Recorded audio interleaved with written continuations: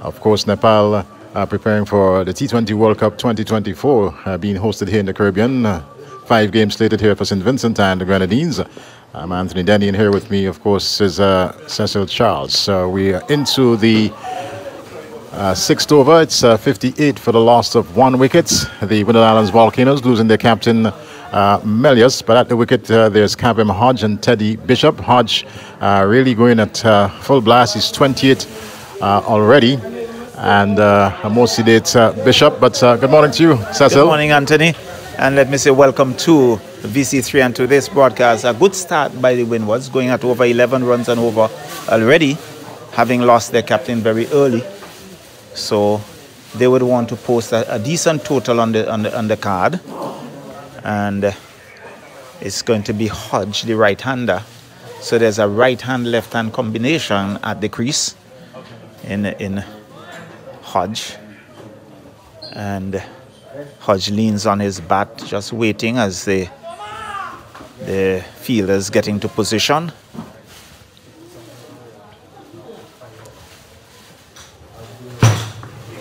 Hodge is pulling that right down to deep backward square, who is on the boundary, who fields and returns a single. Total now on to 60. We're in over number 6. So Windwards continue to keep the score ticking over, Eddie, and a very good sign. Definitely, and of course putting this Nepal attack under immediate pressure, and you know, it's a very small ground, and they're really capitalizing and making the best of conditions here. It's outfield well manicured. Gorgeous is looking to work that, misses, not taken cleanly by the keeper and taken on the body, and but there is no run, and the total remains at 60 for 1. We're in over number 6. So beautiful outfield, well groomed, and you can see Nepal a bit of shouting, trying to encourage one another. As umpire Bayam just holding things a little, as a few persons walk casually in front of the side screen, and I think he's now satisfied. It's Augis. He's driving at that beaten outside the off stump, and rather casually, keeper looking to underarm that onto the stumps. I think there was a bit of a lapse in concentration there by Augis. Hodge, a few paces down, have a long distance conversation as he walks away trying to compose himself.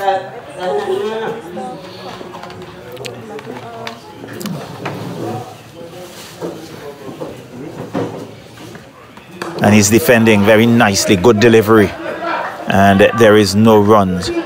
So far, pretty tidy over, and not going for many. Well, he's picked up the lone wicket thus far for Nepal, and he's been quite nippy. That's Sampel Kami, and seems to be generating a fair amount of pace, Charlo. Certainly. A surface that seemed to give him a bit of help. Pretty long run, just turning on the 30-yard circle as well. Augis, again, good delivery. I think that taken on the glove and down to a short third man. He gets a single, and the total moves on to 61. So at the end of 6, it's 61. I think some 3 runs coming in that over, so a pretty decent over indeed. Good tidy over coming there from Sohail, and just over 10 per over here for the Windward Islands. If they continue, of course, with this scoring rate, we can expect a score well in excess of 200.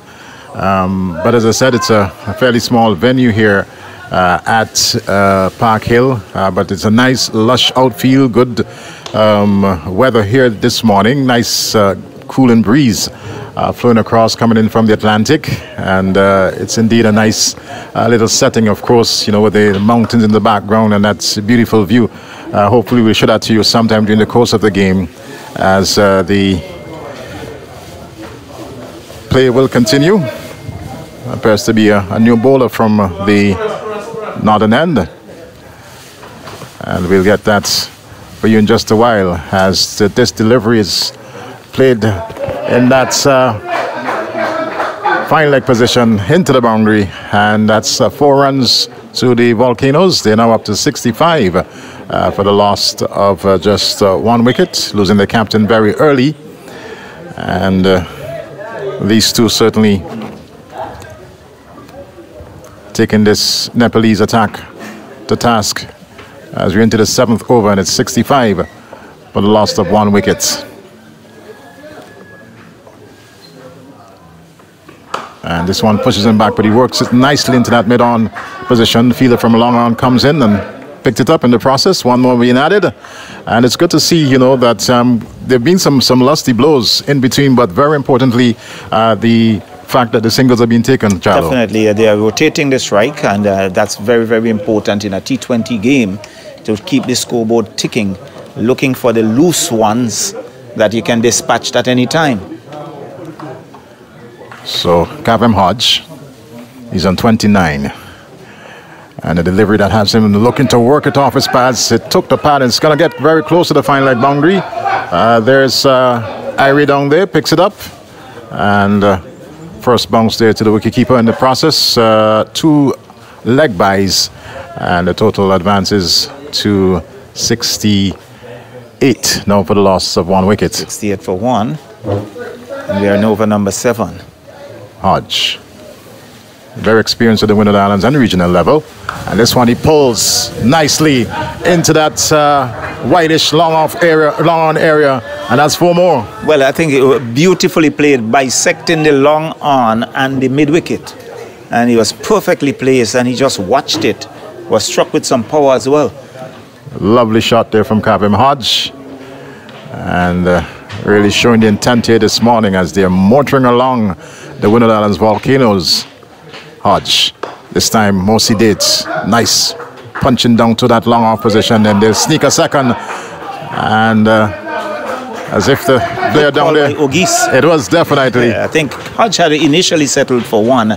Augie saw the opportunity, called him through, and in the end he got it very comfortably. Very much.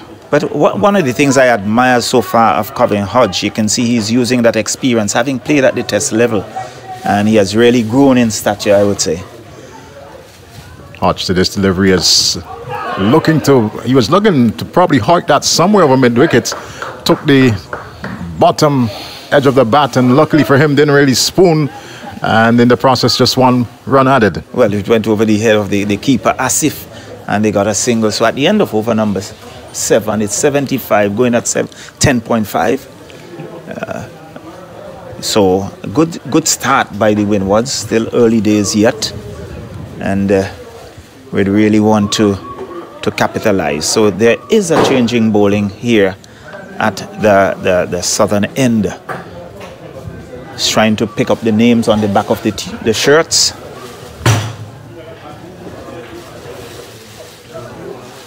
That's Kumar Jha, Gulshan. Yes. And some pace being reintroduced from the southern end. Right, pace replacing the other. So Hodge looks around, just trying to ascertain where the fielders are. So there's a short third man, there is a backward point, there is a sweep on the boundary, extra cover, long off, long on, deep mid-wicket, deep backward square, and a short, fine leg. This delivery is wide and played nicely there by Hodge. He was looking to probably get even onto that deep extra cover boundary, but it was a little square, more close to the point fielder, the backward point fielder. And 1 more added to the total, now up to 76 for the loss of 1. Gulshan moves back to his mark. Interestingly, you note that Hodge made a few advances down the track. I think that indicates the confidence he has. Without a doubt. Gulshan races past the umpire. And this one is wide outside the off stump and played nicely there. Got on top of it. And I think he's played more of a holding role and allow Hodge to do the attacking. Total moves on to 77. 77 for 1. We're in over number 8. And Gulshan, now they're at the top of his run, and will now turn. Races in to bowl to Kavem Hodge, and Hodge is down the wicket, driving, and well, I lost a bit of that, didn't realize it came off. Thought there was a bit of padding, that's not the case. Inside edge out to square leg.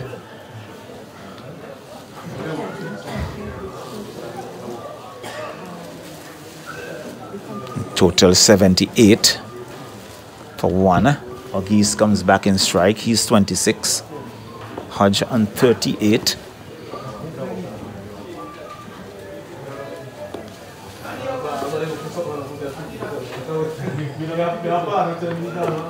And that's going to be over the fence. 6 runs. Well, it was struck in the slot, and he went over extra cover, clearing the boundary with ease. And the extra cover, orthodox extra cover, there was no danger in the shot. He deliberately played it, went all the way, got a maximum. The total rushes on to 84. So the Winner Island Volcanoes, as I said earlier on, they're really erupting here this morning. And of course, we're in the northern part of St. Vincent and the Grenadines. This is considered to be red zone area, Charlo. So anything explosive is expected this morning as Gulshan races in. And this one is outside the off stump and worked nicely into that deep backward square leg position. And one more added to the total. It's on to 85 for the loss of 1. And just before the team started this morning, there was a minute silence for the passing of a late Vincentian cricketer, Dyke Cato, who would have represented St. Vincent and the Grenadines, and certainly within these parts and the northern part of St. Vincent and the Grenadines, well known, Charlo. A very household name here at Park Hill. Gulshan this time to bowl to Hodge. Hodge is beaten outside the off stump. He was prodding forward and had absolutely no knowledge there. Through to the wicketkeeper, and good comeback there from Gulshan. Good ending to the over, having been struck for some 8 or so runs in that over, but really coming and finishing strong. So at the completion of 8 overs with the Windward Islands, 85 for 1. So still maintaining that 10+ scoring rate here this morning at the Park Hill playing field. It's not the blistering sun that we are accustomed to. There's a bit of a cloud cover, but no concern with regards to rain, and a nice decent breeze. As you see the flags in the distance, they're fluttering, and must be pleasant for the Nepalese cricketers out there. First time here in St. Vincent and the Grenadines, and they are certainly going to be playing their group matches at the Arnorsville playing field.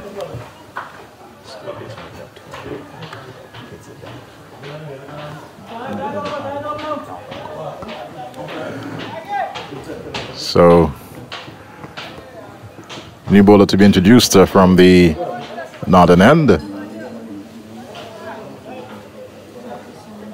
And that's Pratis. This time we'll be bowling to August. And just a change in the personnel as far as the fielding is concerned. Player going to that deep mid-wicket boundary, and what is considered to be a sort of short fine leg put in place. So here comes Pratish, and Peeler comes off of that deep mid-wicket position. One more added to the total. So the total on to now 86 for 1. We are in over number 9. And Ogisi moves on to 34 with that single. And the aggressive Kavem Hodge, who's on 38, comes back into strike.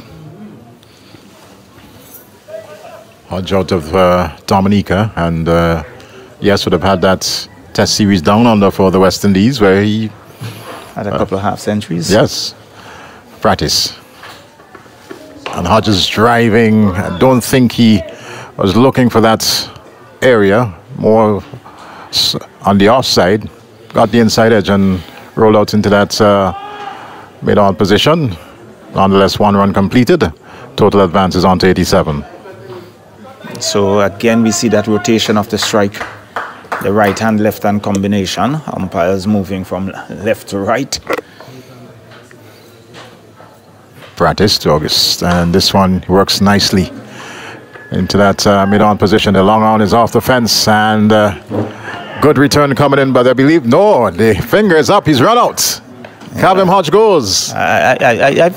From the moment I saw it, I thought it was rather suicidal. Was, I think, pushing it a little too far. And umpire Butler in the right position, didn't hesitate, raised that dreaded finger. Hodge goes. I think he would be very disappointed in the way he got out. Certainly. The ball was dropped into that mid-on position, but the fielder was quickly off the fence, wasted no time in getting that return back into the stumps. And that was hit rather firmly as well. So it's really, I think it was definitely a suicidal single. So the Volcanoes, they've lost their second wicket, 88 for the loss of 2. And I believe the new batsman coming to the crease should be Teddy Bishop. Should be. Youngster, very slimly built. Yes, out of Grenada. And would have had that one ODI for the West Indies. Unfortunately, didn't produce the runs that many, especially in Grenada, were looking for. But he has certainly a long road ahead of him and can only get better going forward, Charlo. Well, once he's decided to do the hard work, can only get better going forward.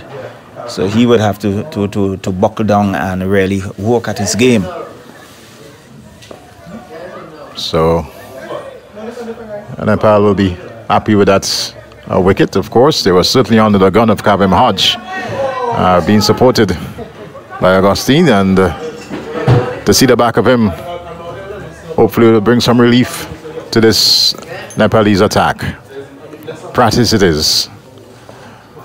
Runs past umpire Butler, and one that he just hikes. That's going to sail away, and that's 6 more added to the total. Again, dismissive on the body and nonchalantly played over deep backward square, and clearing the ropes for 6, and the total hustles on to 94. 94 for the loss of 2. So they are maintaining that run, that scoring rate, that run rate above 10. It's just so very much important.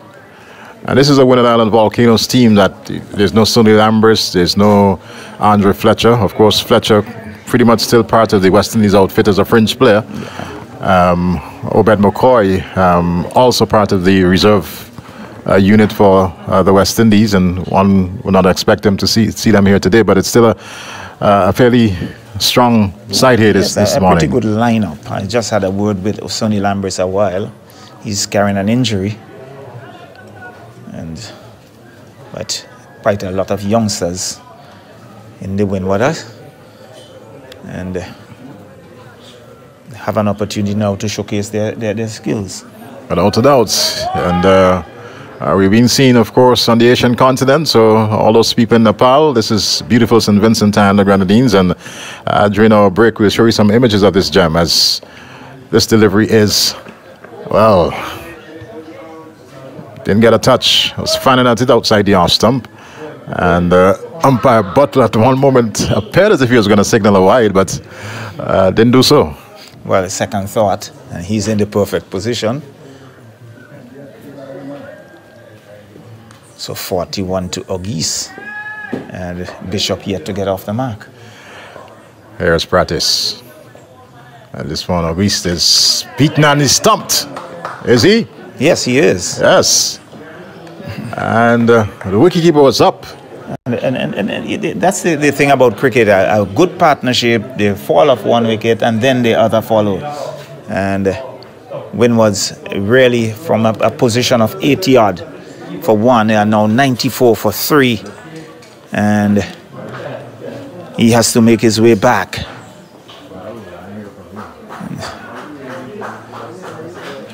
It's like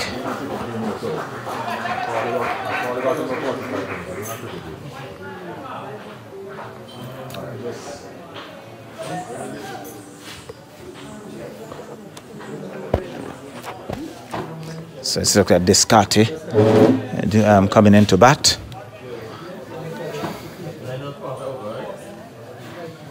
He can strike the ball. I know that he is a powerful striker of the cricket ball as well. I've seen him in the VPL.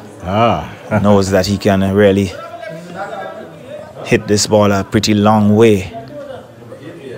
So at the end of over number 8, it's 94. 94 for 3. Eddie losing 2 quick wickets there. Yes, Winwards. without a doubt. And these two certainly will want to consolidate and, very importantly, give the Volcanoes a good total of which they can defend. As a new bowler, that's Sagar Dakal, will come in. And just worked into the offside. Fielder from that short point position comes around and picks up. And very importantly, no run added. Well, anxious moment. Bishop wants to get off the mark. Here comes Dakar. And again into that cover region. Fielder comes off the cover boundary. And one more to the total as Auguste moves on to 43, is it? Well, Bishop is off the mark. Auguste fell stump for 41. Bishop, my apologies. And it's now Descarte who comes in to strike. So there's a left-hand, right-hand combination. And so important. We've seen that, thus far throughout this innings from the Windward Islands Volcanoes, as Descarte, stockily built, and settles over his bat as Dakar now comes in. And to this one, he's looking to hike it. There's a loud appeal and a signal wide. And I believe it was an attempt by the wicketkeeper to not have umpire call that wide. Thought he heard a sound. Right. Umpire Afran Bayam is in the perfect position. Here comes Dakar to bowl to Descarte, and one forces him back. Well defended.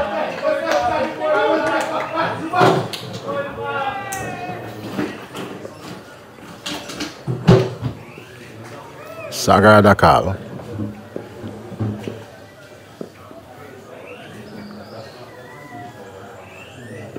Descarte again is forced back.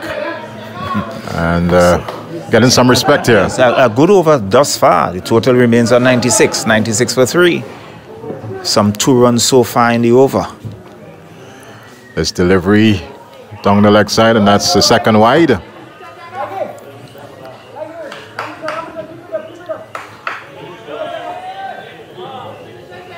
फेरि पनि यहाँनिरबाट Offside, a bit of buoyancy.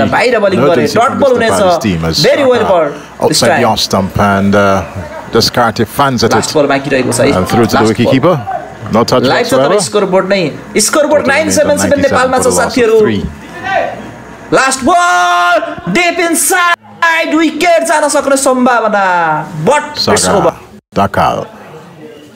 And Descarte is beaten outside 10 the over off stump. सकेको छ And really a जम्मा 3 run मात्र wonderful over there from Sagar. दिएका छन् सागर ढकालले राम्रो कम्ब्याक है दुईटा वाइड दिए क्या त्यसमा पनि दुईटा वाइड दिए सुरुमा सिंगल दिए त्यसपछि थर्ड बल बलिङ गर्दा एउटा वाइड दिए फिफ्थ बल बलिङ गर्दाखेरि एउटा वाइड दिए र त्यसपछि जम्मा 3 रन मात्र दिएर very good over for Sagar Dhakal र Well, as I said early on, विनवार्ड this looks like भल्क्याउ a भन्ने plus टिमले यति ground. बेला 97 रन रहेको छ Based on the size, the outfield is quite lush, गुमाएको कारणले and गर्दाखेरि the conditions are right नेपालले चाहिँ रोक्छ कि जस्तो for देखिँदैन exciting ब्रेक cricket गर्ने here होला नि at the practice match Park भनेर Hill. ब्रेक नगर्ने We'll anticipate that the Right. Windward Islands will try to get as close as possible to that 200 run total. Match Carlo. भने पनि त break त गर्नु Meantime, पर्यो of नि course, preparations continue in St. Vincent and the Grenadines for the hosting of अगवनी त्यहाँ five बल World Cup गरे games. You notice that the light towers are राख्दिने going up at Adamsville.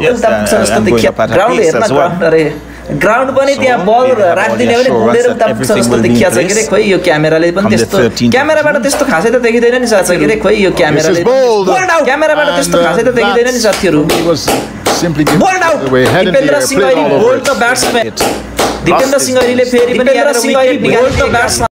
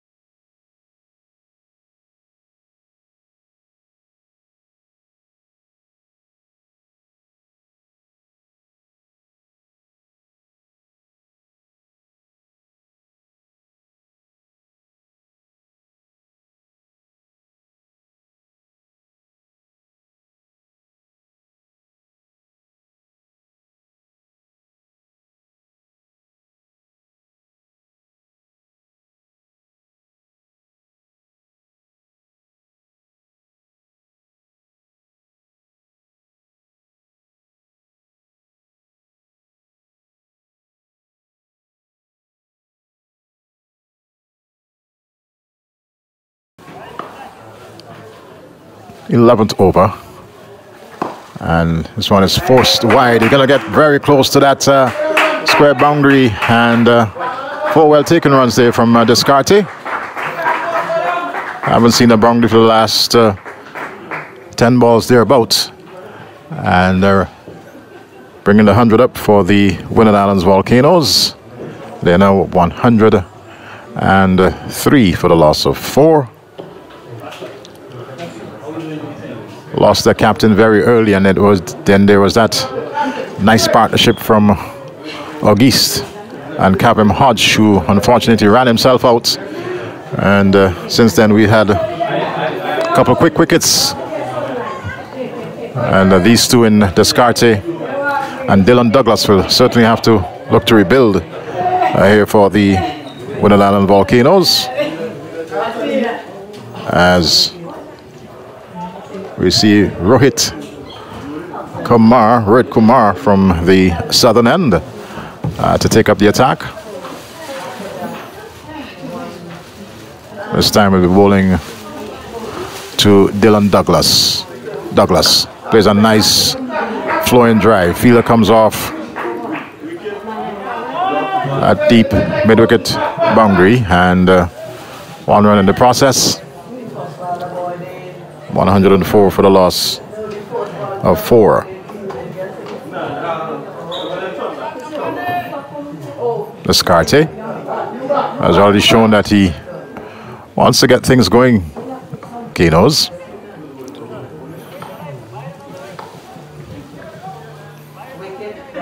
And dead ball signal there by the umpire.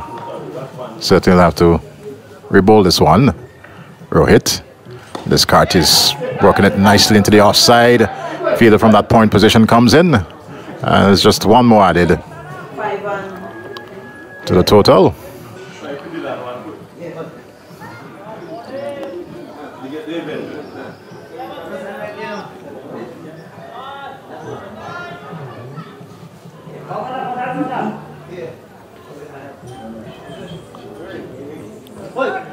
So following this game here today, there will be another on Thursday, then on Saturday, as Rohit this time wraps the batsman on his pads, but they're going to sneak a quick single there, and total now to 106 for the loss of 4 wickets. But just making the point that the team Nepal preparing for Cricket World Cup 2024, the T20 World Cup, and following today's game, there will be another on Thursday.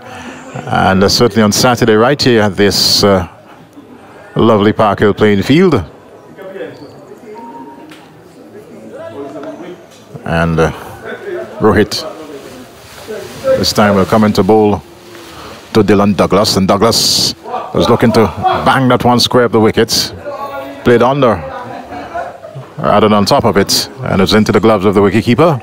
Total remains at 106 for the loss of 4. This time gets the bat onto it, and field on that deep mid-wicket boundaries asks to come in. 1 more run added in the process, and the total is now at 108. 108 for the loss of 4. Descartes works it into that short mid-wicket position, and good work there from Rohit, fielding to his own bowling, and couldn't prevent the single nonetheless, but created a bit of an anxious moment there for the 2 in the middle for the Winner Islands Volcanoes.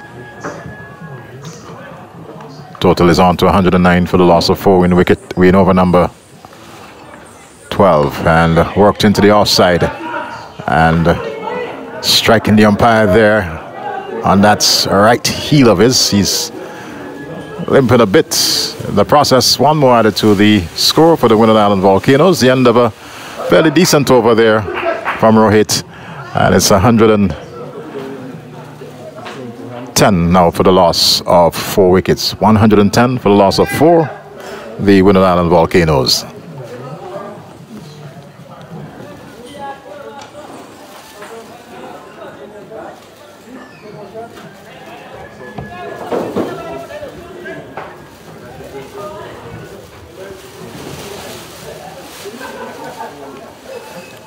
So yet another change for this Nepal bowling attack from the northern end.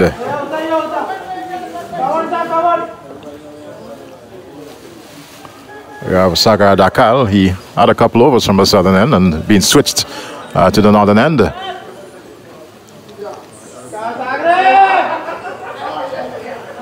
As Dylan Douglas will take strike. Just some changes taking place in the field. And Sagar Dakal will now come into bowl to Douglas. And Douglas plays a swan. One bounce to the field in that deep backward square position. And single taken in the process. 111 for the loss of 4. Old Nelson on the scoreboard here for the Windward Islands Volcanoes. And this time, Descarte is going to face as Sagar bowls and work nicely. And picking up a single in the process. Hello. Hey. I don't know if it game. Tell me quickly.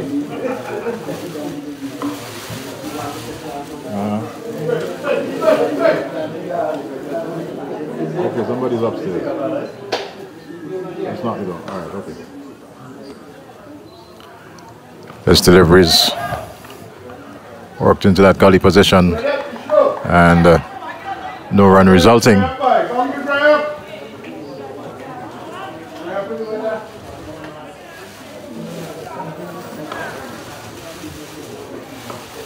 Douglas settling over his batters. Sagar Dakal comes in and this one attempted to work it off his pads. I don't believe he got a touch onto it. Let's wait for the signal from umpire Butler. Yes, one leg by. And one more to the total. It's 113 for the loss of 4. We're into the 13th over. And scoring rate is certainly slowed up for this Windward Islands outfit. Sagar Dakar comes in and bowls this time to Descarte. He punches down to deep, long on. And just one more to the total. Showing some aggression there all along the carpet here at the Park Hill playing field. But the fielder was always in place. And just one run resulting.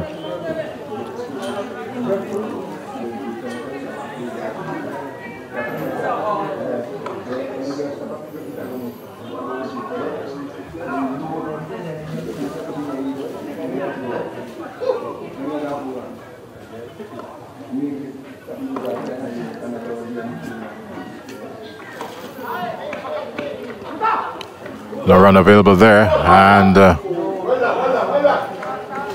throw was quickly in, missed the stumps, and that's the end of a very good over there from Sagar Dakar. The Windward Island Volcanoes, after 13 overs, they are 114 for the loss, 114 for the loss of 4 wickets.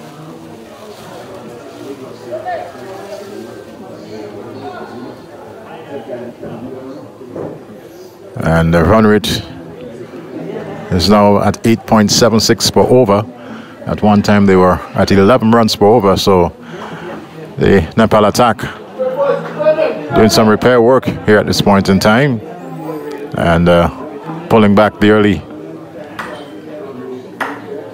advances made by this Windward Island Volcanoes team. Here is Douglas working this one off his pads and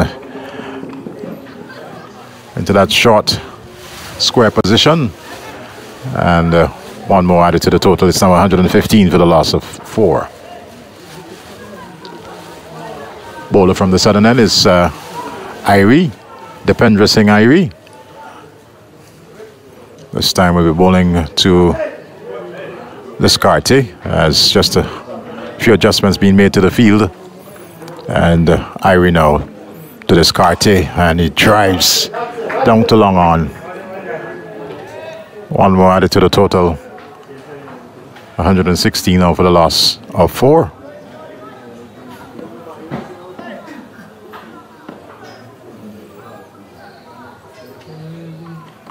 And would have gotten a little bit of a bat, I believe, onto this one. Let's see the signal.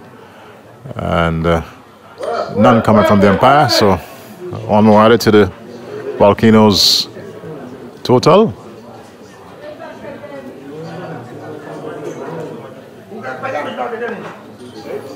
Irie comes in and bowls to Dylan Douglas, and Douglas was looking to hoit this somewhere over mid-wicket. Didn't really get much bat onto ball, but did enough to get that single, and it's now up to 119 for the loss of 4. 119 for 4.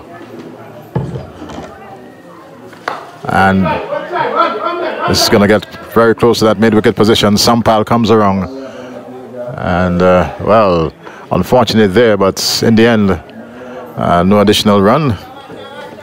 That one just stayed into the pitch area. Didn't get up there for Irie to collect. Quite unfortunate. But luckily there was that backup fielder to prevent any further addition to the total. It's 119 for the loss of 4. And this one is down to long on. And the Nepal fielding has been not the best. We've seen some, there was that one drop chance earlier of Kavem Hodge, and there's certainly been 1 or 2 misses in the field. As that was the end of over number 14. It's 120 for the loss of 4. And with some 6 overs remaining, some 36 balls to come, the Winner Island Volcanoes, especially these two at the crease, will be looking to up the tempo going forward. Maybe looking at a total of about 175, 180 at one point in time. 200 is pretty much on the cards. And still cannot be written off here at Park Hill. It's a fairly small ground by international standards, and still have 1 or 2 big hitters to come for the Volcanoes in the hutch.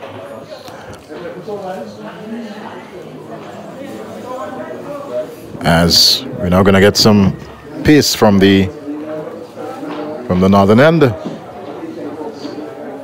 Karan looked fairly decent. He's certainly would have had his moments in his opening 2 overs. This time he'll come into bowl to Dylan Douglas, and a delivery that he pulls nicely. It's going to get fairly close, and good work down there by Jora, preventing any further addition. Just one more. So it's 121 now for the loss of 4. As Descartes just taking guard once again. Looks like a middle stump guard. And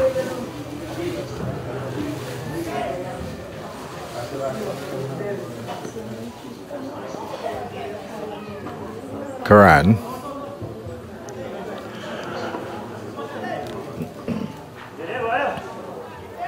prepares to come in a few steps and then breaks into his strides.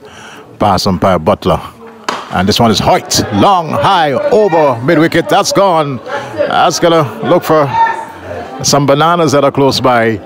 And big lusty blow there from Descartes. Taking the total now up to 127 for the loss of 4. So that was a huge hit, and that was 6 on any ground. I can say that. Descartes putting a lot of muscle into that one. And there's now that search on for the ball. It's now being returned. And that came straight out of a banana field that is close by here at the Park Hill playing field. 127 for 4.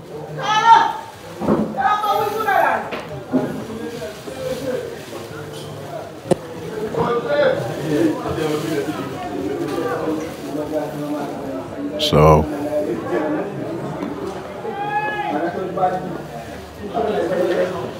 there's Karan. And a delivery that is outside the off stump. It had some height in it. Batsman was looking there at the umpire for. And now we see the signal coming. So one shot for the over. And Karan, after being struck for 6, deciding that he's gonna hit the deck and hit it very hard. As the Scarty settles. He runs in now. And the delivery outside the off stump, pulled to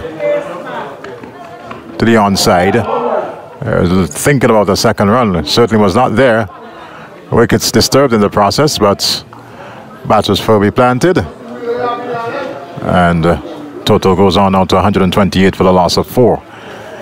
And it's the 15th over.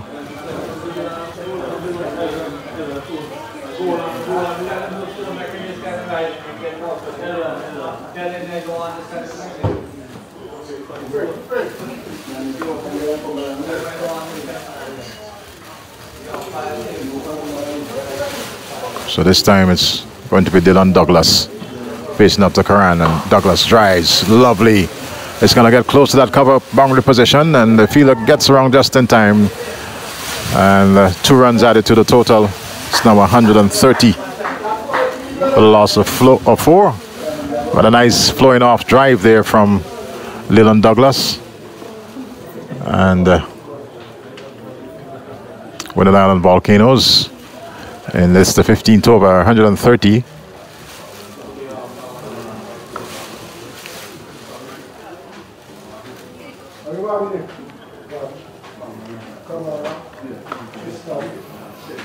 Karan.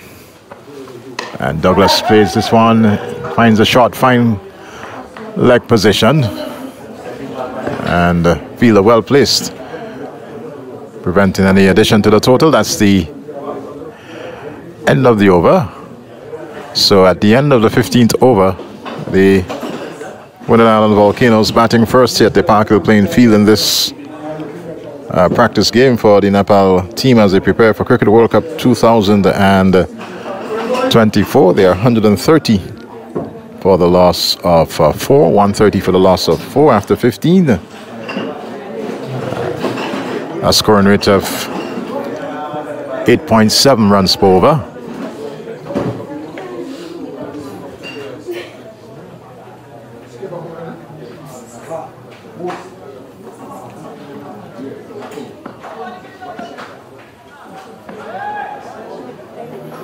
So Sampal Kami, this time from the southern end, to bowl to Descartes. Descartes hugs this one. He's going to be out caught. Yes.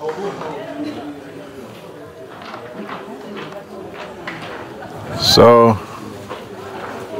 there's Descartes hiking that one. And a simple catch there to Karan. The Winner Island Volcanoes losing their 5th wicket. It's now 130 for the loss of 5. And certainly Descartes must be a bit disappointed in that shot. Maybe was looking for that gap between the deep cover and the long off position. But found the cover fielder coming in, and Winner Island Volcanoes in the process losing their 5th wicket. So being pushed back a bit, Volcanoes, as a new batsman comes to the crease. Darren Ned, a new batter, takes his guard, and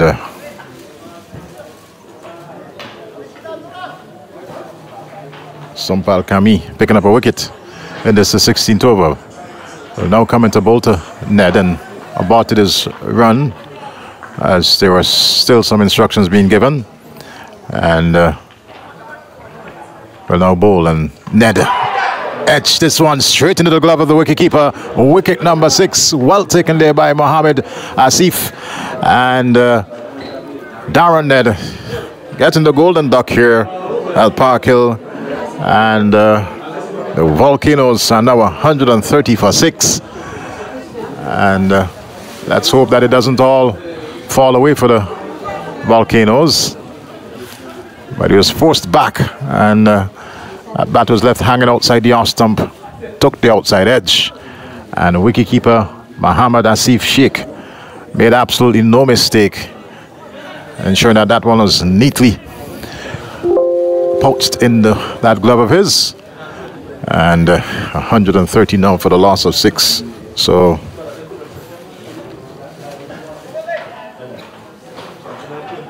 Kami now on a hat-trick.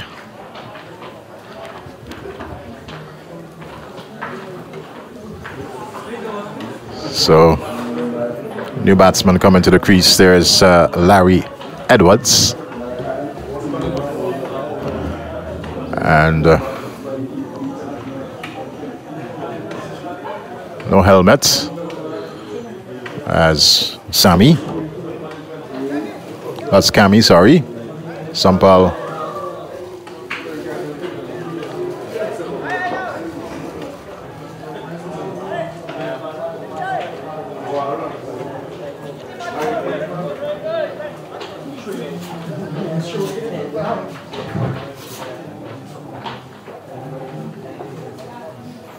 I believe I actually had the bowling correct. Is the captain Rohit comes in and bowls to Larry Edwards, and Edwards avoids the hat-trick.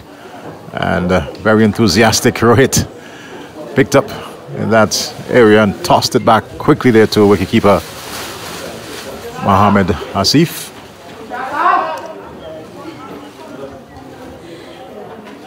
So Rohit Kumar Podel, the Nepal captain, comes in and bowls to Larry Edwards, and Edwards is in defense this time, working it back up on the offside, and picked up there by Rohit.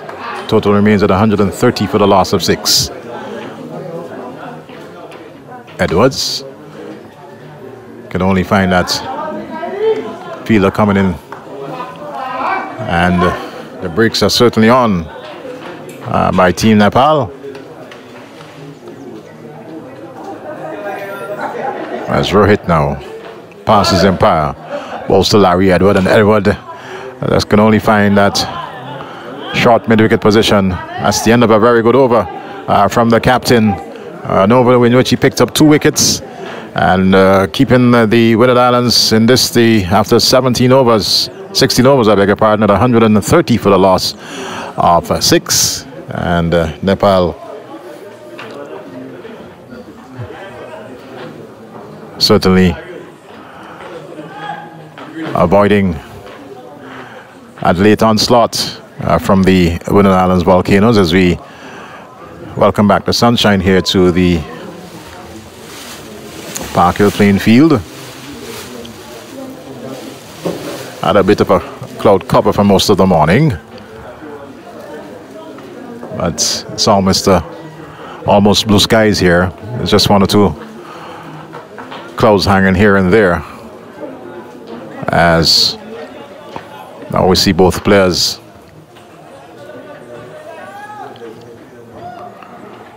going back to their helmet. Douglas, it is going to face this with delivery, and pulls at 6 runs. 6 runs there to Dylan Douglas.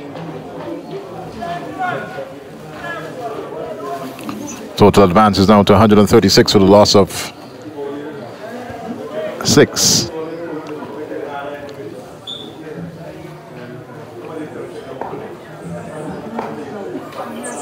So Sampal Kami, the ball to Dylan Douglas, and Douglas is getting a one right up in the block hole and just drops it short, and they'll come back for the second very quickly. Throw comes in and it's the run out.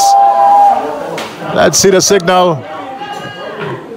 And umpire Butler doesn't seem too interested. For a moment I thought he was gone, but a good throw coming in there from Karan, racing off the boundary and trying to first and foremost avoid the second and picking up the wicket. It didn't happen. 2 more added to the total, now 138 for the loss of 6.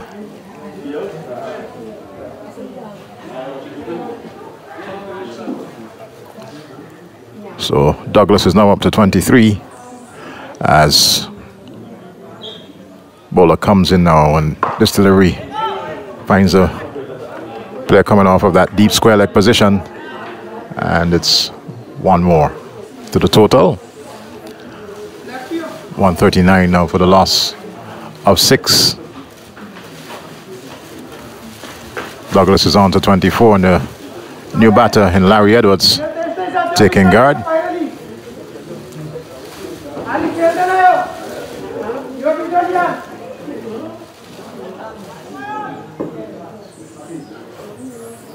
As you might have picked it up in our microphone, some chattering and instructions going around from a Nepalese fielder.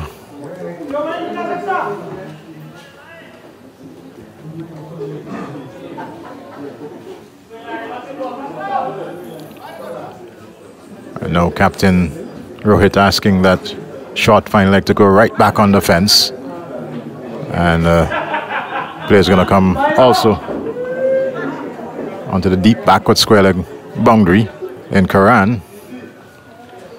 So just some changes taking place as Sampal comes in out to bowl to Larry Edwards, and Edwards is forced back, punches into the mid on and into the onside, and 1 more added in the process. It's 140 now for the loss of 6.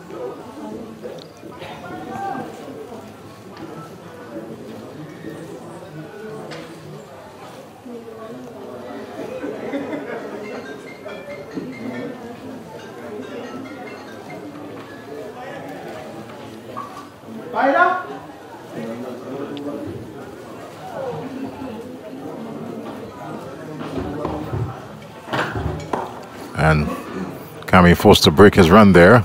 He's going to go back to the top of his mark. And will now come into bowl to Douglas. Delivery that is high, straight back over the bowler's head. And that's 6 more. Almost striking all of the spectators under the coconut trees there at the northern end. Close to that scoreboard. It's 150. Make that 146, I should say, for the loss of 6. But good shot there from Douglas. And he advances to 30. Sampal. Delivery, and it's pulled. And it's going to get it way close to the fence. And just pulled back there by Karan. 2 runs added in the process. It's now on to 148 for the loss of 6. So good comeback over there for the Winter Island Volcanoes. And with 3 more to go at 148 for 6, they might very well still be fancying a total of 175. To put some challenge here for this Nepal team, as Captain Rohit picked up 2 wickets in his previous over, and will certainly like for such to happen, or even better things this over from the southern end here at the Park Hill playing field.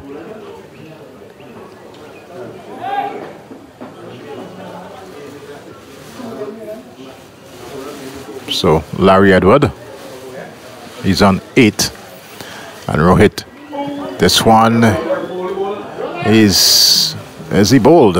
It will appear that such is the case. Yes, had a swing at it and clipped that bail there, and Edwards bowled behind his back, and Rohit, just like he started his previous over, getting the wicket on his very first ball. The Volcanoes are 148 for the loss of 7, as Asif Hooper will now come to the wicket. The bearded Asif Hooper, and pretty much a player who knows the conditions here at Park Hill. Asif Hooper is from the northern end of St. Vincent and the Grenadines, from the North Windward constituency, as we call it, and a player who can certainly muscle his way around. He's shown his exploits in the local VPL here in St. Vincent and the Grenadines, but also done it in 1 or 2 other Windward Islands, and there was a T10 tournament in Tobago that Asif Hooper also excelled. So brings a lot to the table here, and would really like to ensure that the Volcanoes post as much as possible on the board. As Rohit comes in out to bowl to Asif Hooper. Hooper works this one off his legs, and the fielder couldn't prevent that single. It's on to 149 now for the loss of 7. Asif Hooper immediately off the mark.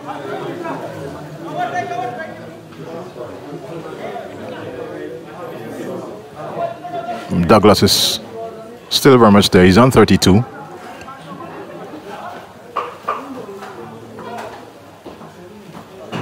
Kabem Hodge contributed 38, as this one he hikes straight, and it's into another banana patch here at Park Hill. A big lustily blow there from Dylan Douglas.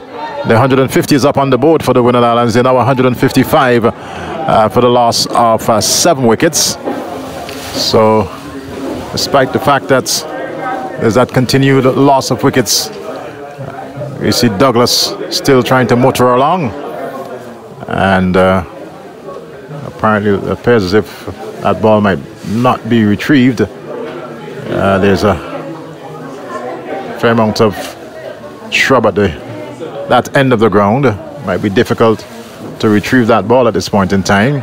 Meantime, the reserve umpire brought out the boxwood balls. Still trying to retrieve. There's someone in the bushes ahead of us. Not yet on your screen, but efforts being made to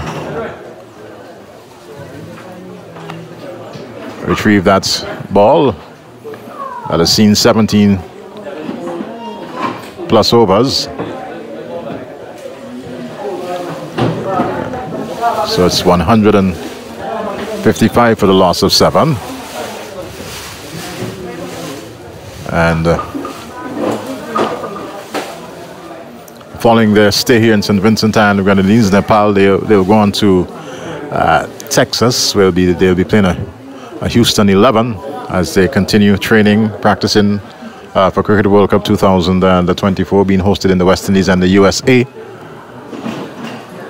Of course, St. Vincent and the Grenadines are preparing to host some 5 matches. And work is certainly moved along at the Arnesville playing field, where, as I speak to you, there is the installation of light towers, extensive work done on the outfield, on the pitch itself. There have been some rehabilitation work to the pavilions, and certainly Arnesville, which is a lovely cricket ground, it's a gem globally, certainly will be in all its glory as St. Vincent and the Grenadines host 5 T20 World Cup games for 2024. And doesn't appear as if that ball has been retrieved, so there's been a change in ball in the 17th over, as Douglas will now settle now as Rohit comes in. And outside the off stump, stayed along the turf for white signal there by the umpire, and they went through for a second. So 2 more added to the total. They should move on to 157 now for the loss of 7. 157 for 7. And Asif Hooper will now take strike.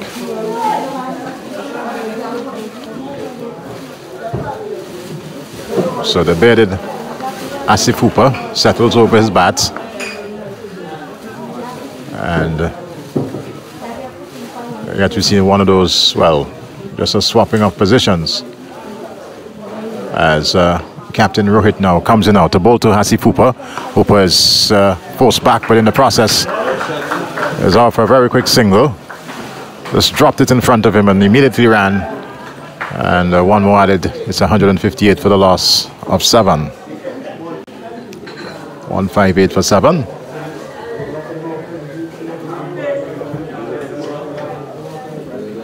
There's Rohit.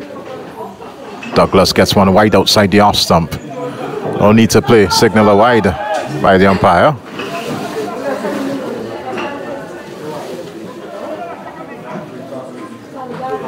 Rohit. And this one is high, hard, over the fence. And the 6 it is. Again, very close to that area. And for a moment, the fielder there on that long off position appeared as if he would have caught something, but was just toying with the spectators here at Park Hill, because that was gone for another 6 off the bat of Dylan Douglas, and taking the total now up to 165 for the loss of 7. Douglas is on to 44, I believe. Yes, he's on to 44, and well, they're still trying to retrieve that ball. So that's 2 balls off the bat of Dylan Douglas yet to be returned, and should be seeing the reserve umpire coming in soon with a replacement.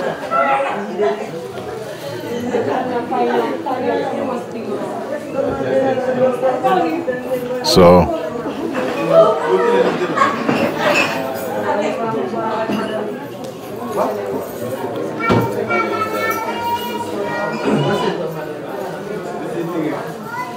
we're yet to, well, the ball is actually now being returned. Now the question is, was that the first ball that was lost, or was it the replacement ball? I'm not in a position to say. The umpire will now have a look at it. And well, both balls are now back. So it's a question as to which ball will be used, and I believe they will resort to the original ball. That will appear to be the case. And Captain Rohit will continue the battle here for Nepal. 165 for 7 in this over number 18. As Dylan Douglas will prepare to take strike once again. Outside the off stump, and another wide off the bowling of the Nepalese captain. Second wide of the over. Maybe being rattled a bit. Douglas hits this one high, hard, and the fielder's trying to get under it. Can't, and that's 6 more. So Rohit coming in for a bit of a rough treatment here, as signals with his bats. 50 on the board there for Dylan Douglas. And 172 now for the loss of 7. And with 2 overs after this one, there's still the possibility of a 200+ score here by the Windward Islands Volcanoes, despite the fact that it appeared as if they would have lost their way in the middle. But with Dylan Douglas, who's in a no-nonsense mood, and Asif Hooper, who we know can power it, the possibility is still very much there. As now we see both batsmen getting their helmets.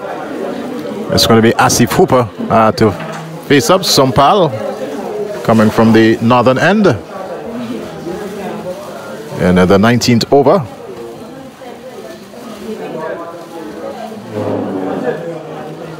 Sampal Kami, it is.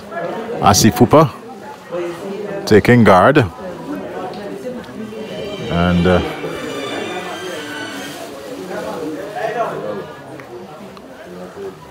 with these 2 overs left, we certainly might very well see further explosions from this Winner Island Volcanoes team as Sampal Kami breaks into his stride now on the bathing sunshine here at the Park Hill playing field. Comes in on balls to Asifupa. This one off the bat into the pad. Very importantly, they offer that very quick single. And one more to the total. It's 173 for the loss of 7. 173 for 7. Cricket in action here in St. Vincent Island, the Grenadines. A rural ground, a ground that was put in place some 10 plus years ago. It's really a beauty. It's nestled between the mountains in the back and the Atlantic Ocean. This one is a wild swing there from Douglas, and didn't get any bat onto the ball. Might have very well hurt himself in the process. Let's hope such is not the case. And I will go up and prods at the pitch as if to say, well, that was probably the pitch. But we in this commentary position know that's certainly not the case as Sampal races in. And this one is up in the air. Ball is trying to get the catch. He's under it and takes it. Lovely work there from Sampal. And Dylan Douglas losing his wicket in the process, trying to certainly get as much on the board here for the Winner Island Volcanoes. Gone for 50, and it's now 150 for the make that 173 for the loss of 8. Very important wicket of Dylan Douglas going down there for the Winner Island Volcanoes.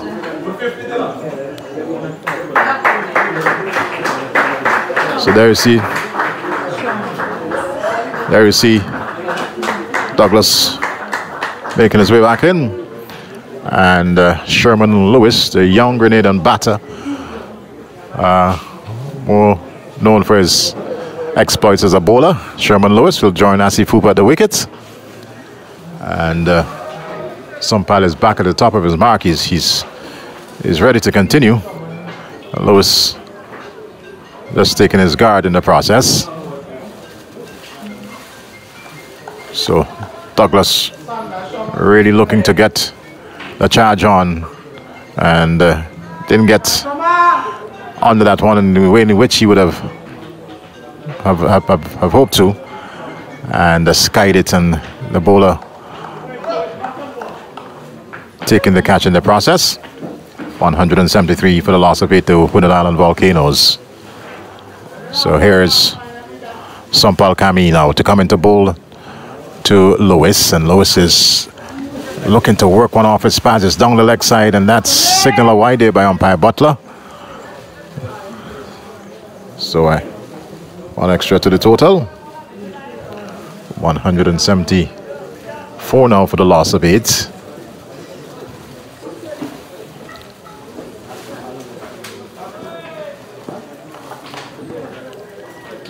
So Sherman Lewis. This one is looking to punch somewhere down to that long arm position, and ricocheted off his pads, found its way into that fine leg position there, looking for a third, which is not there, and total will go on down to 176 for the loss of 8. And this is the 19th over. One more to come after this, and no doubt these two at the wicket will like to get as close as possible to that 200-run mark. 190 might still very well be a decent total here at the Park Hill playing field, as Sampal will coming out to bowl to Lewis, and Lewis is finding that one outside the off stump, got no bat onto ball, and that's a dot delivery, very important for the Nepal team. Total remains at 176 for the loss of 8.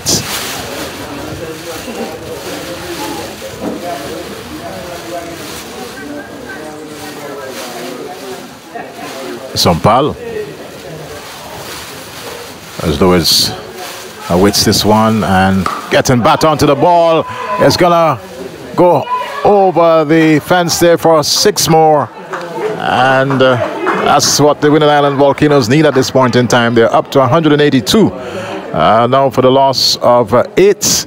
And that's the end of a spell there from Sompal. Picking up a couple of wickets here today at the Islands, at the Park Hill playing field. And in the process, of course, getting what we call in local parlance some stick in the process. So 182 for 8 with 1 more to come. It'll be interesting to see who's going to bowl this last over. Captain Rohit came in for some rough treatment and I'll decide I'm not going to bowl this final over.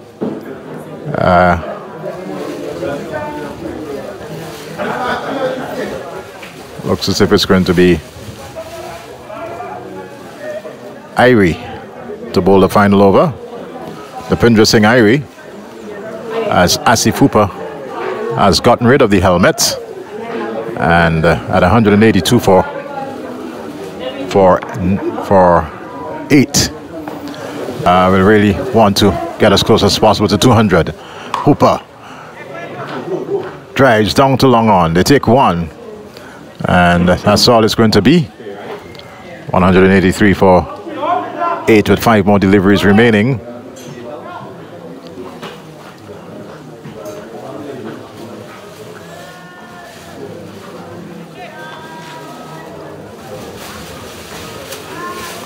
So here's Irie. This time to Sherman Lewis, and Lewis is looking to work this one somewhere into that mid-wicket position. He got an outside edge and it rolled all along the turf into the fence. And that's 4 very important runs there for the Winner Islands Volcanoes. So 4 off the bat of Lewis, not where he would have intended to, but nonetheless runs are runs. And the total advance is now to 187 for the loss of 8. Lewis just having a look around and knocks his pads in the process as Irie will come into bowl. And well, there was no baton to ball and it finds its way into the fence. 4 byes. So all important for the Volcanoes. 191 now for the loss of 8.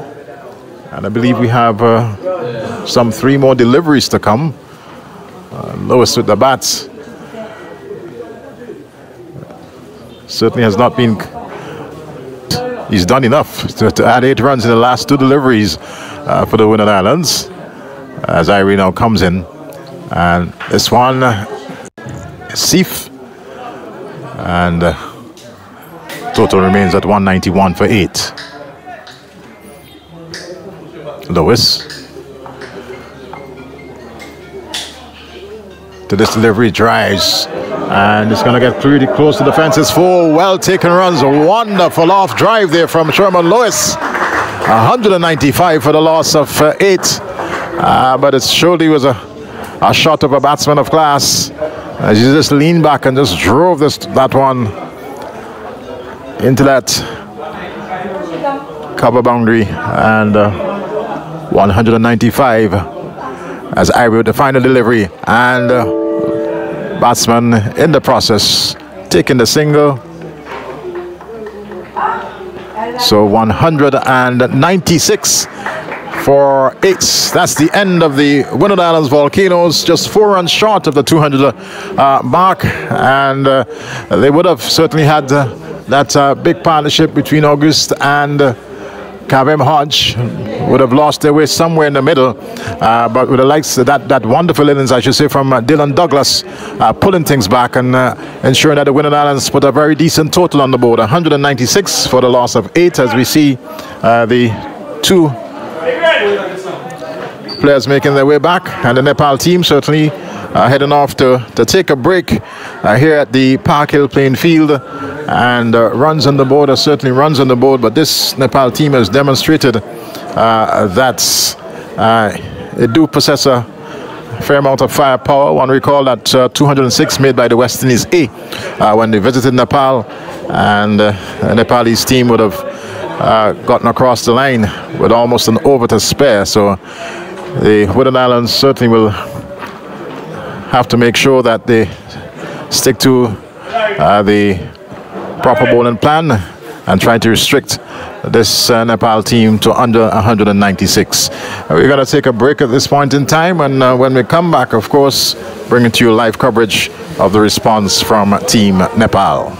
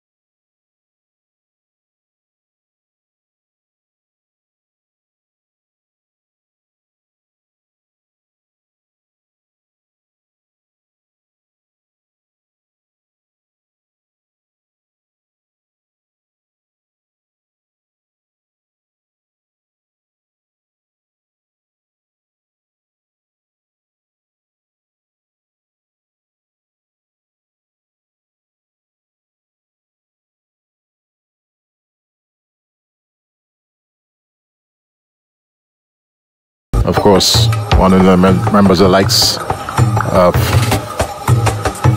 many wicketkeepers would have done so. As this one worked through the onside yet again, and fielder comes off that boundary position, misfielded in the process and affording the opportunity for a second run. So 2 off the bat of Asif. And this the first over, 3 for the loss of 1. Nepal. Hodge to Asif, punches into the offside, and there was Hooper trying to get around, but cover was there in the process from the fielder coming in from that mid-off position. And first dot ball for the innings for the Winning Island Volcanoes. Score remains on 3 without loss. Hodge moves this past the umpire now. Bowls to that's Asif, and can only find that short wick. That's fielder coming in from the square leg position into more or less a short mid-wicket position, and avoided any additional run. Total remains at 3 without loss. Asif, and good delivery there from Kabim Hodge. Had an important innings for the Winning Islands Volcanoes, 38 before he ran himself out. And we're now coming now to bowl yet again to Asif. And this one, he was looking to bang that somewhere through the offside, missed it completely, missed by the wicketkeeper. And it's 4 byes being signaled. And that's the end of the first over. It's 7 without loss. Nepal chasing 197 for victory with some 19 overs to go, 190 runs required, and they're off to a fairly good start here. And you know,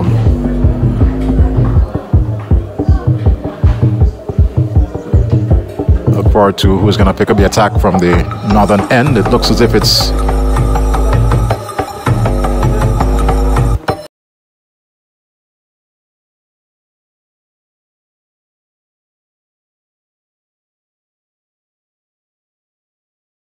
Lewis. It is tall speedster out of Grenada, and had a very important innings for the Winning Island Volcanoes. He stuck around with Asif Hooper, especially in that last over where the Winning Islands were able to get up to 196. Sherman Lewis will come into bowl to Bertel.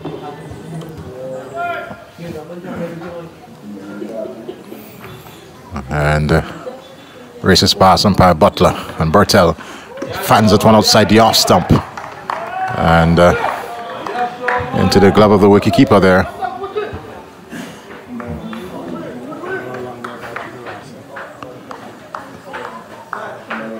So Lewis walks back to his mark as we lose a bit of the sunshine in the process. And we'll now turn at the top of his mark now to come into bowl to Bertel. And this one again rising outside the off stump, and Bertel allowing it to pass through. So a bit of aggression being shown here by Sherman Lewis.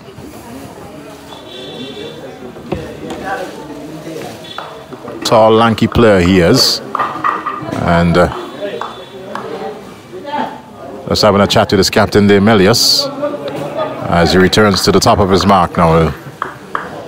Racing out the bowl to Bertel, who's in that upright stance, and delivery that is just came off that inside edge. And luckily for him, didn't strike the stumps in the process. They got a single, and that's the 4th run being added to the Nepalese total.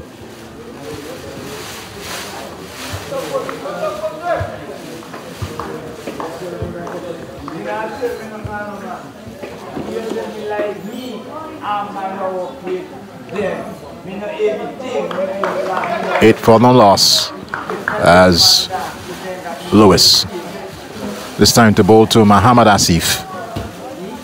And Asif is flicking that one right, as a matter of fact, breaking a window just below our commentary position. Nice, decent flick into the deep backward square leg fence. And total advance is now to 14. So the dressing rooms are right below our commentary positions. And I heard the breaking of the glass as soon as that one came through. So nice shot there from Asif, doing some damage both ways.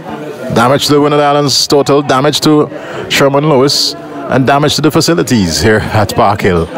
So there's to be some repair work. Let's see if Sherman Lewis can effect such a repair work for the Winner Islands Volcanoes as he races in now. The ball to Asif, and Asif is forced back, wrapped on that thigh pad, and a stifled appeal coming there from the wicketkeeper, but that was way too high. No alarm there for Asif. And the total remains on 14 for the loss of 1. We're into this, the second over.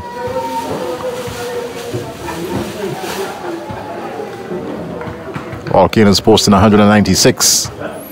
And this is the first of 3 practice games for Nepal as they prepare for the T20 World Cup to be hosted here in the Caribbean.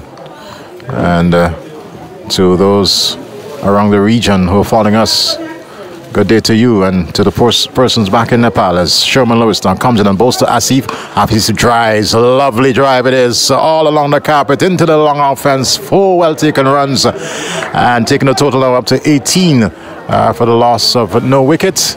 And a nice flowing drive off the bat there of Mohammad Asif. And bringing the end to the total, 11 runs off the second over, 18 for no loss. Nepal chasing a target of 197 for victory.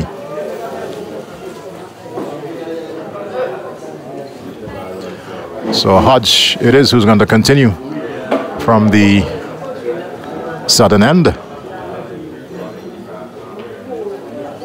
And this time we were bowling to Bertel.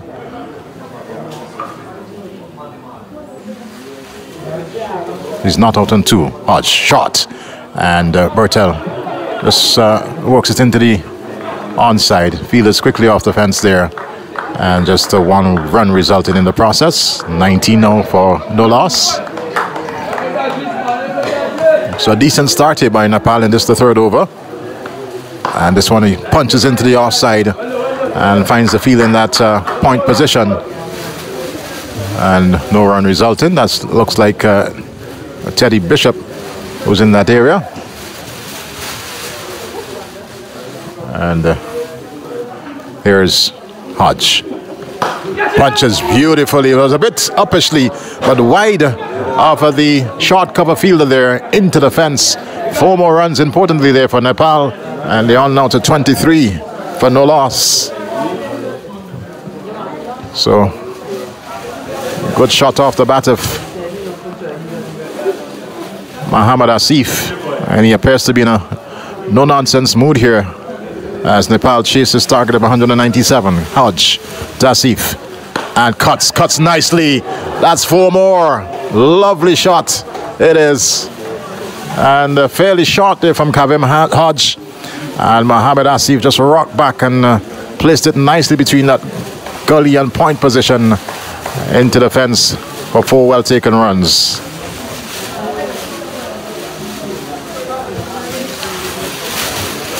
It's down to 27 now for no loss. So they are really motoring along. Asif to this delivery and works it nicely off the pads and bringing the whitish long off into play. Picked up and quick return comes in, and as a matter of fact, striking the batter Asif in the process. He appears to be okay.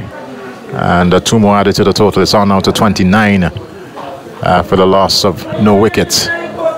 So 23 there now to Mohammad Asif.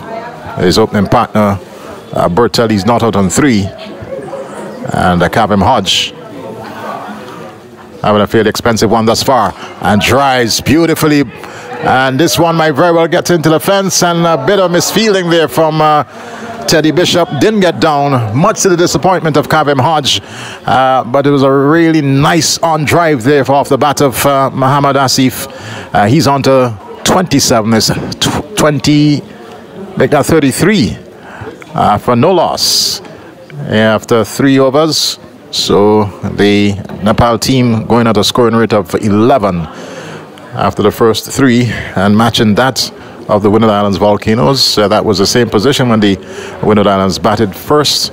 The only different statistic was that the Windward Islands at this stage they were 33 for the loss of 1. So we're seeing a change in bowling there from the Windward Island Volcanoes.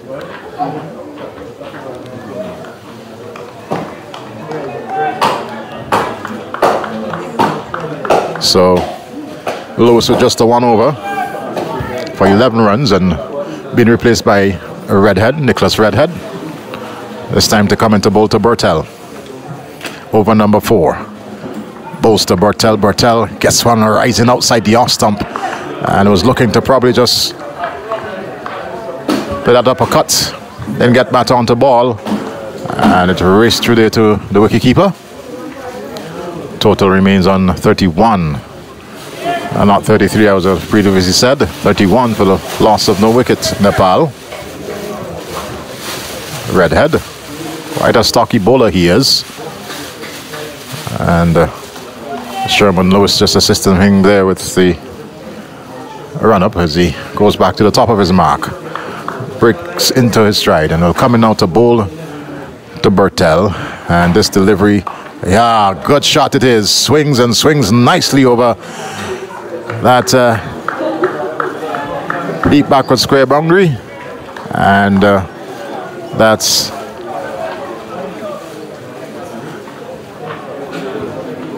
a good shot taken there. And Nepal certainly under charge. Racing on to 37 with that 6 for no loss. Bertel would have been fairly sedate since that shot. And Redhead make to go back to his mark and rethink. Turns now and breaks into that stride now to bowl to Bertel, and this delivery punches and punches nicely into that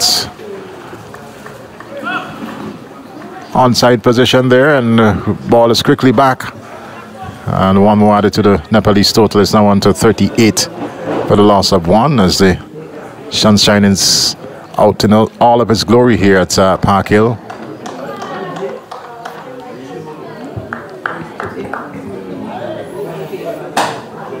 Redhead, 1 of 2 Grenadian quicks in this Windward Islands Volcanoes lineup. This time to bowl to Asif, and Asif is well, out caught. Beautiful catch it is. He was looking to work this somewhere in the offside, got a top edge and flew into that short 3rd man position, and catch taken there. Nepal losing the first wicket, and a very important wicket of Asif, going for, I believe,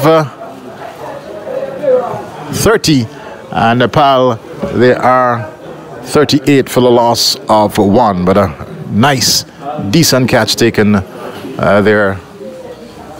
And there's Asif making his way back to the dressing room as we have a look at the replay. Wonderfully taken catch. And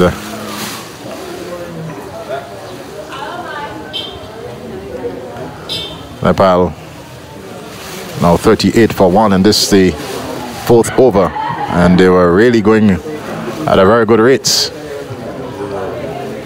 11 runs per over there about.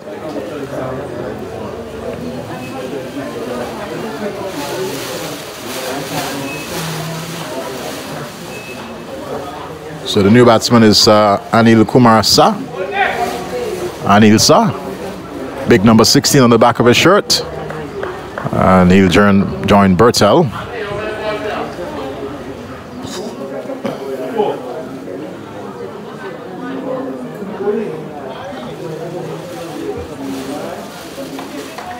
So Bertel is not out on 10. Anil to face his first delivery. Delivery that's came off the face of the bat down to that short third man position, and no run added.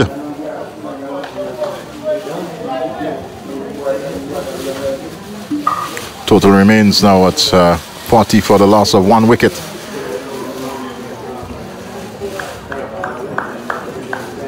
Redhead was having a brief bit of interaction there with Lewis, and now turn comes in out to bowl to Anil Kumar. Kumar to this delivery is beaten outside the off stump. Knew absolutely nothing about that one, and good comeback here from Redhead. That's the end of over number 4, and at the end of it, total is 40 for the loss of 1 wicket. And there we see both batsmen having a mid-pitch conversation, mid-pitch conference, and certainly will be having a change from the southern end. It appears as if Lewis will switch from the northern to the southern end. Sherman Lewis.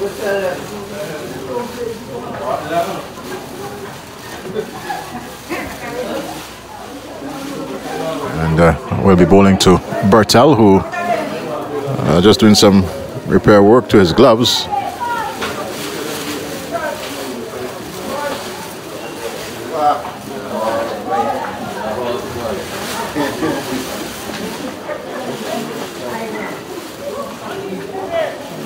So Sherman Lewis had to abort that run, as there was an exchange between Teddy Bishop and Asif Hooper. Bishop moving into Hooper moving into that short cover position, and Lewis now turns to bowl to Bertel, and didn't deliver. Dead ball signal by the umpire.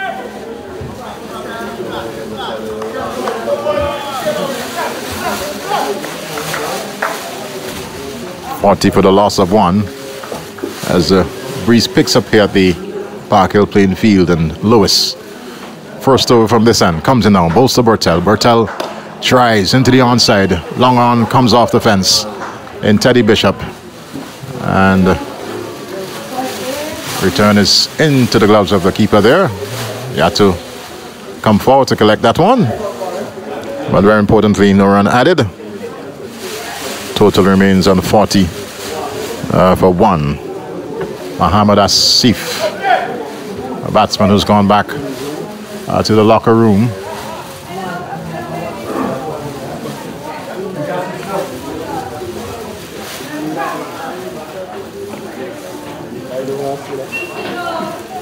Here is Sherman Lewis. Races in, and this time Kumar looking to punch through the offside. Didn't get any bat on the ball, and that one went comfortably into the keeper's gloves.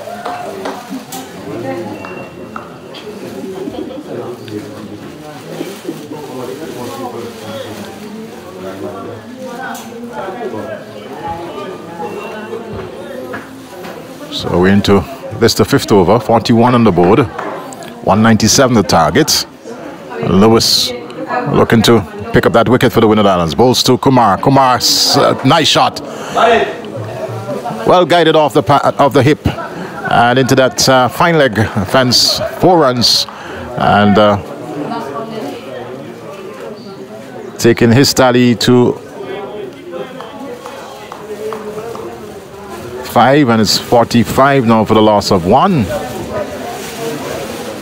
Bertel, who's on 11, leans on his bat at the non-striker's end as Lewis pumps and comes in now to bowl and wraps him on the pad. Is a loud appeal, but that one looks as if it was somewhere down the leg side, and Kumar fights on quite naturally.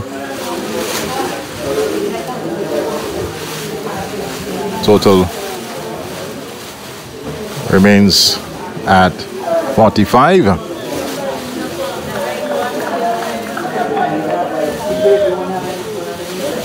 So Kumar is on 4 and Kushal Bortel is on 11. And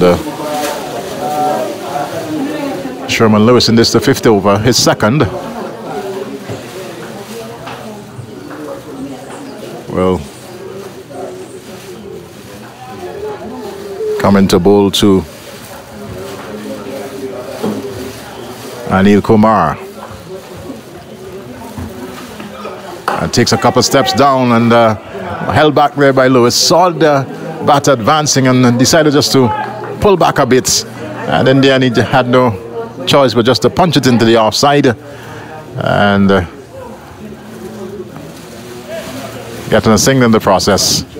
He's on to 5, total now up to 46 with a loss of 1. So 151 required as we enter the 5th over.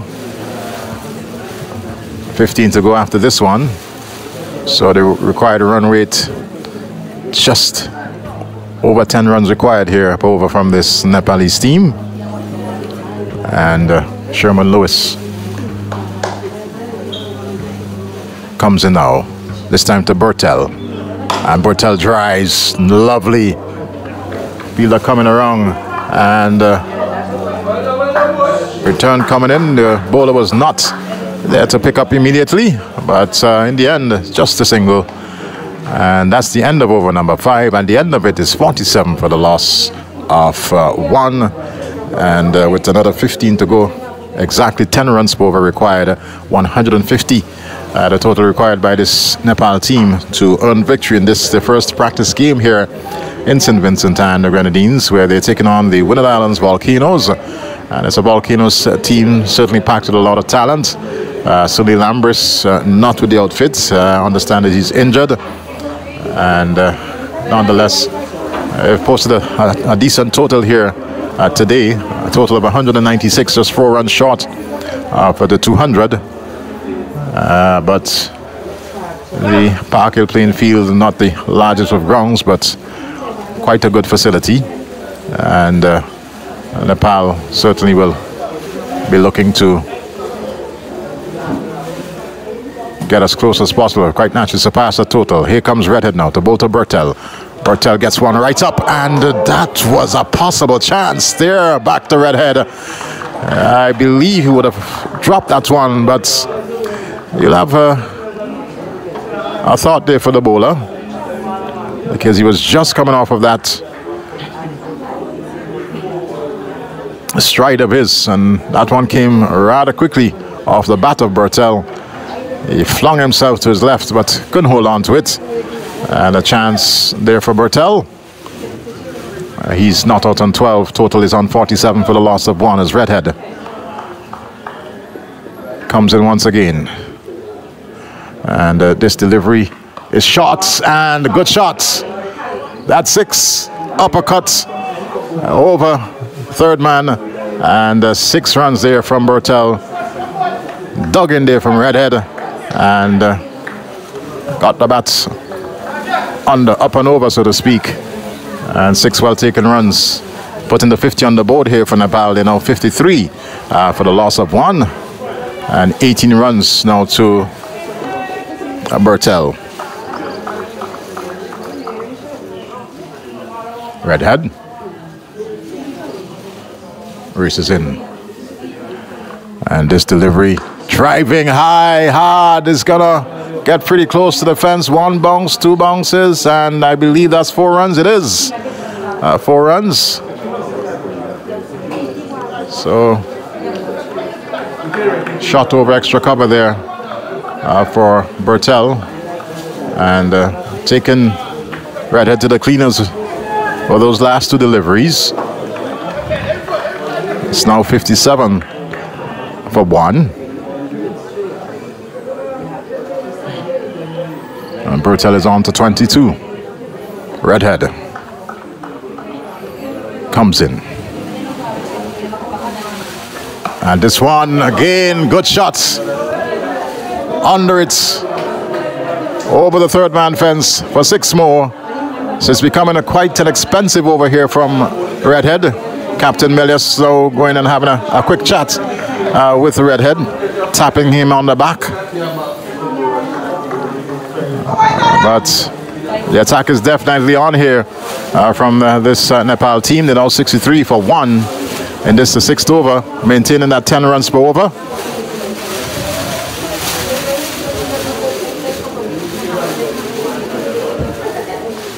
And Redhead at this point in time needs to have a settled head, as he will now, well, a boss's run, as the batter was certainly not ready. There's some field changing that is taking place. Fielder going right back on that deep backward point boundary. There's a point, cover, mid-off, mid-on, as Redhead comes in down. Bowls to Bertel, drives down to mid-on, and quickly taken single. It is. And one more to the total, 64 for the loss of 1 wicket. And since the departure of Asif, who was quite aggressive, Bertel certainly taking up the challenge here for Nepal. Redhead turns at the top of his mark and breaks into stride. Comes in. This time bowls to Kumar. He's bowling. Slow delivery it is. He played all over it. And good comeback there from Redhead, deceiving the batsman in the process. And he was certainly bamboozled, as you said. Loss of wicket number 2 there for Nepal is 64 for 2. And quite a nice, decent delivery there from Nicholas Redhead. He got a few sticks early on in the over. Some big heaves from the bat of Bertel. And in the end, with a settled head, if you can say that, deceiving Kumar and bowling him in the process with a slow delivery. It's 64 for the loss of 2. Nepal chasing a target of 197.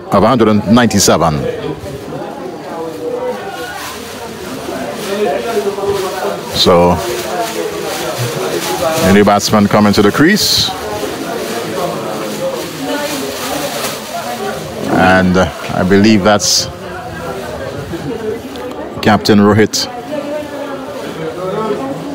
Kumar. It is, yes. Captain coming to the crease there for Nepal.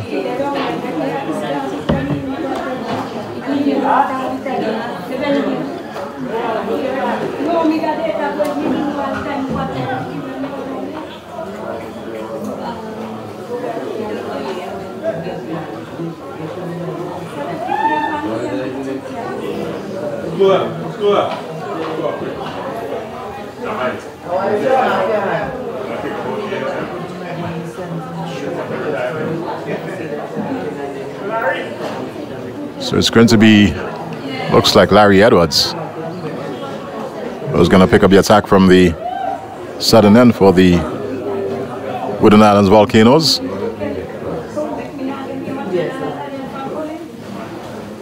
And this time we bowl into Bertel.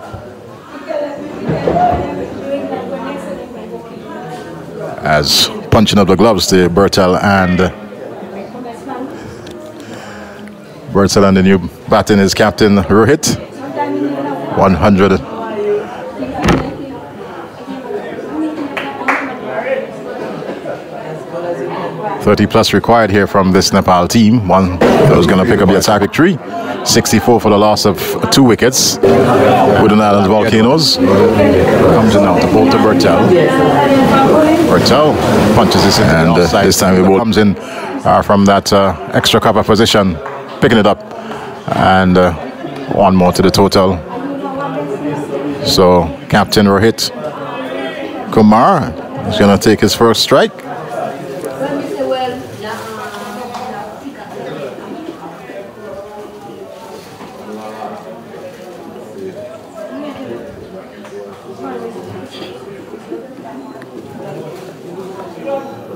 Edwards goes to bowled him. Beauty. Rohit completely beaten, bamboozled. And Nepal has lost the 3rd wicket, a very important wicket in the captain. Rohit Kumar forced back, one that kept low, and lost his stumps in the process. It's a 65 for the loss of 3, and certainly the Winner Island Volcanoes, after some early blows off the bat of Bertel and Asif, pulling things back in this Lee's 7th over. It's now 65 for the loss of 3 as we have a look at the replay a while ago.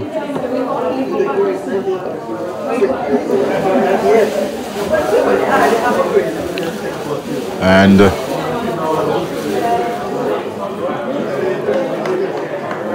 new batsman coming in, looks like Sandeep Jura. So Jura to join Bertel, Kushal Bertel.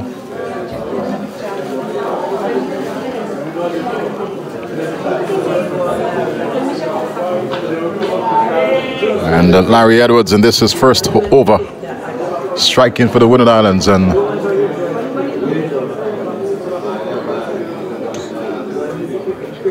much to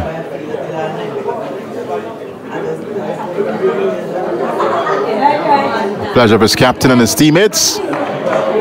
And we'll continue in this, the 7th over. To bowl to Jura, Sandeep Jura. Just having a look at the field, and now settles as Edwards moves between the umpire and the stumps, and this one wraps on the pad. Is a lot of appeal, and it's out. LBW.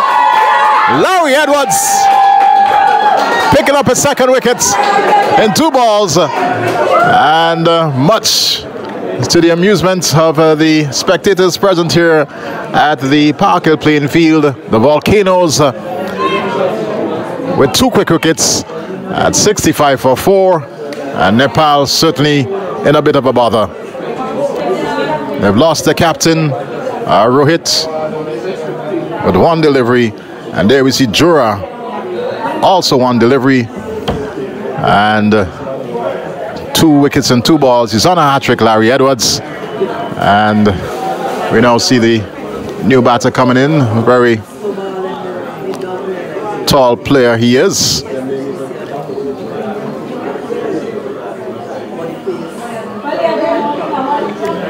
And it looks as if it's Gulshan Kumar, the new batsman,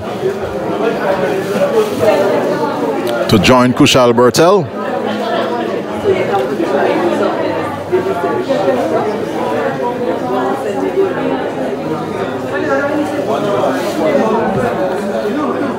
.65 for the loss of 4 Nepal. And this is the 7th over, being bowled here by Larry Edwards. Maybe just writing a new script as far as this game is concerned, Edwards. Because prior to this over, Nepal, they were really tearing into the attack of the Winner Islands.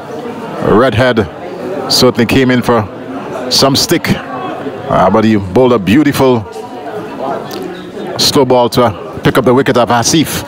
And Larry Edwards, of course, since then has picked up 2 additional scalps. He's now on a hat-trick as Gulshan, tall figure he is.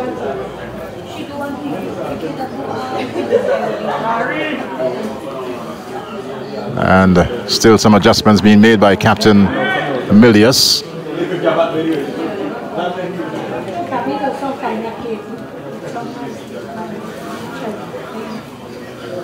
Now we see short mid-wicket being put in place. As a matter of fact, he's going to go into mid-off position. Lead mid-wicket as Edwards comes in now and bowls to Gulshan. Gulshan is right in behind this one, avoiding the hat-trick. And importantly, no further loss for Nepal. Score is now 65 for the loss of 4. And this the 7th over. Larry Edwards.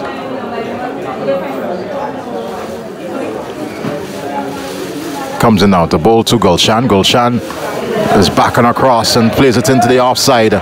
Point comes into play and gets the ball quickly back into the keeper's gloves. Total remains at 65 for 4.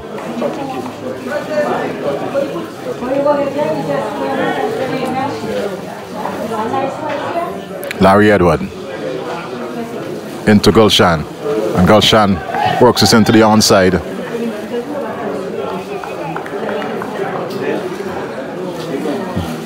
So that's the end of a very good over, productive over there from Larry Edwards, picking up 2 wickets in the process. Very importantly, slowing the run flow, restricting the Nepal team. They're now 65 for the loss of 4, and certainly some repair work to be done by Gulshan and Bertel. I'm now being rejoined by Cecil Charles, and certainly the match well poised. Very much so. 65 for 4 at the completion of 7 overs.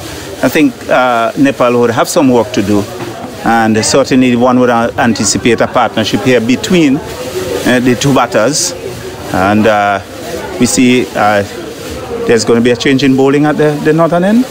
It is a change in bowling. Red had been replaced. He would have picked up the wickets of Asif in his previous over, and being replaced there at the northern end.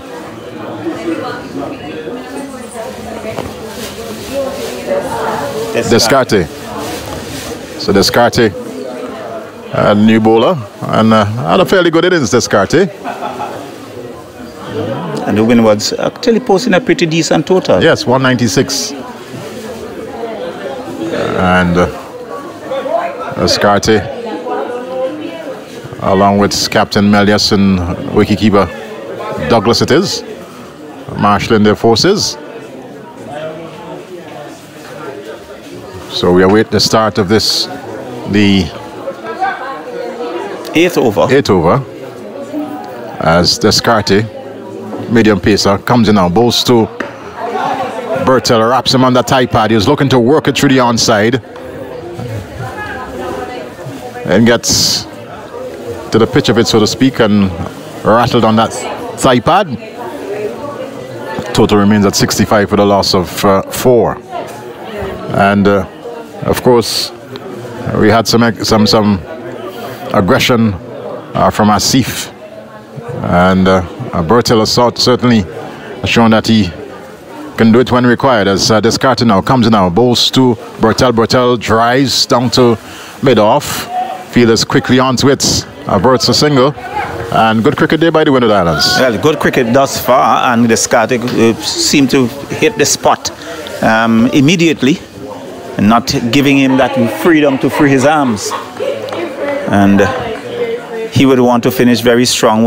I think Windward would like to have a pretty decent over here to just put some pressure more on Nepal. Well, let's see what happens with this delivery. Descarte ins, bowls, Bertel works it into the, well, he's looking to probably get that into the point region, and ball in the end just there to the wicketkeeper. Total remains on 65 for the loss of 4. So 3 dots on a row. Very interesting indeed at this particular juncture of the game. Yes. Descarte.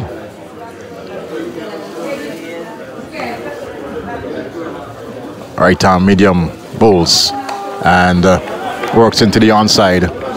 The mid wicket is off the boundary, and a good return coming into the gloves of the keeper there. There was Hodge very quickly off the fence, covering grounds like a hare, and rifled that back to the keeper and keeping it down to a single.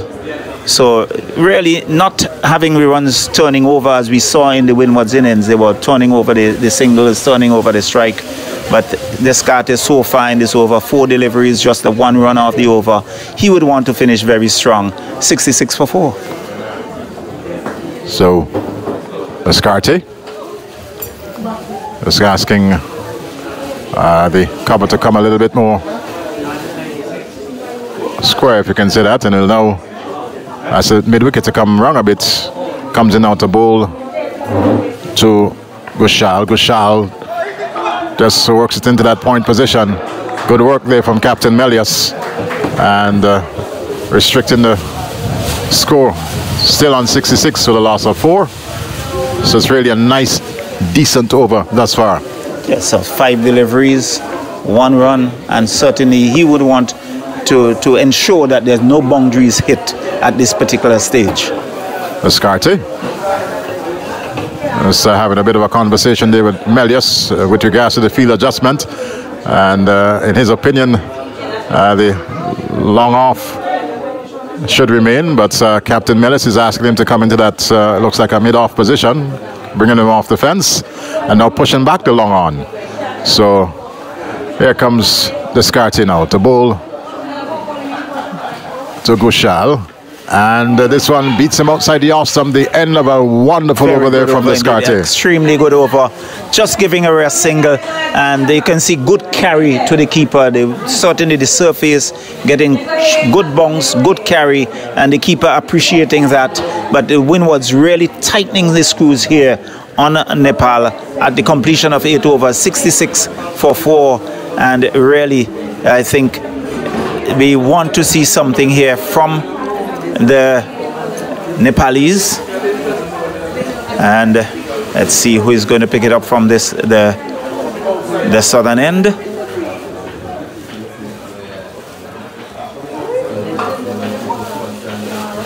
So right hand left hand combination.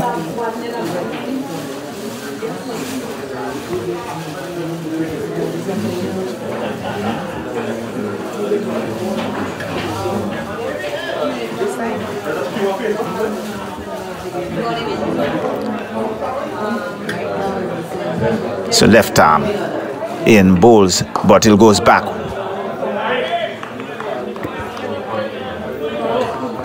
So that bubbles back to the bowler. There's no run, so things are kept very tight indeed. Larry Edwards, windwards, bowls. Again he goes back and he hits it in the air down to long on, who comes off the boundary, keeps it down to a single, and the total goes on to 67. So runs now down to a trickle. And bright sunshine here at the Park Hill playing field. Lovely conditions, nice cooling breeze blowing across the ground. One can see the flags fluttering in the breeze. And the left-handed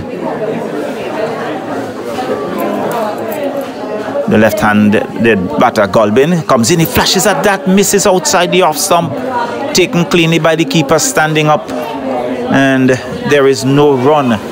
So Edwards keeping things rather tight. He's in with 4th delivery.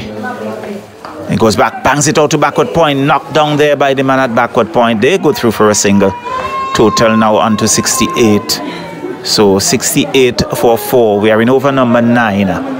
And really the wind was really tightening the screws here on Nepal.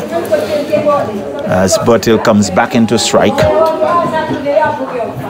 Edwards between the umpire and the stumps. He goes back. Edwards feels to his own bowling, and there is no run. So just 2 runs so far in this over, Anthony, with just a single delivery remaining. Yes, and really and truly the Winners have pulled it back nicely, really putting a grip on the... And that's a Yorker length, he digs it out. Well bowled. Yes. And again, that's the end of a very, very good over indeed. I think the last 2 overs, just 3 runs coming off the last 2 overs. Nepal find themselves under pressure. Certainly a lot of pressure here this afternoon in the hot sun here at the Park Hill playing field. It's now 68 for the loss of 4. This partnership a very important one, as they look to surpass that total of 197. They would have lost some 3 quick wickets, captain included, Captain Rohit, and Gulshan and Bertel, who has been there since the start. He's not out on 31, I believe. Will need to stay there, soak up a bit of this pressure, and try to get Nepal as close as possible, possibly over the line here this afternoon. Definitely. So Descartes will continue from the northern end, as the wind was looking to really make further inroads into Nepal's batting. And he's driving in the air, short of the man at mid-off. Return comes in, tame return really. And what first looks rather suicidal, in the end got in very safely. Total goes on to 69 for 4. We are in over number 10. And Asif Hooper covering grounds, fielded nicely, but I think was a weak return to Descartes, allowing the batter to get in. So Descartes comes into Bertil, who is flashing that down to third man. Beats third man on the bounce for 4. Well, when you go at it as hard as possible, and so did Bertil on that occasion. Took the outside edge and it flew past the keeper and past that third man position, 4 runs to Nepal. Well, Descartes gave him the room to free his arms, and he really went at it hard on the bounce and went flying past third man and into the fence. And his good delivery. And he has to defend extra cover covering grounds, and feels well. There is no run. And Descartes, with a smile, seemed to be enjoying his work. Had a very good first over, conceding 1 run, and now trying to tighten some screws on Nepal's batting. 73 for 4. We are in over number 10. And he's swinging at that high in the air. Fine leg is coming wrong. Will he catch it? No, he clears the fence for 6. Top edge and a small ground. Asif Hooper was looking to get underneath it, but it sailed over his head and into the rails at the Park Hill Pavilion for 6. And the total now on to 79, but he was looking to work it. He got a top edge and he got the maximum that he deserved. Without a doubt, it was a well-taken shot there from Bertil. He's been the aggressor. He's on to 42. So here's Descartes. He's down the track and he's lifting that high and hard. That would clear the fence. This is another 6. Huge hit. So Bertil now deciding that I'm going to take it to the bowlers, and he's throwing the kitchen sink more or less, but playing some good constructive shots in the process. Very good shot. And he used his feet, got there, and he lifted it over the long off fielder, clearing him by a distance. And umpire Butler just examining the ball, now tosses it to Descartes, who has gone for some runs in this over. And here he is.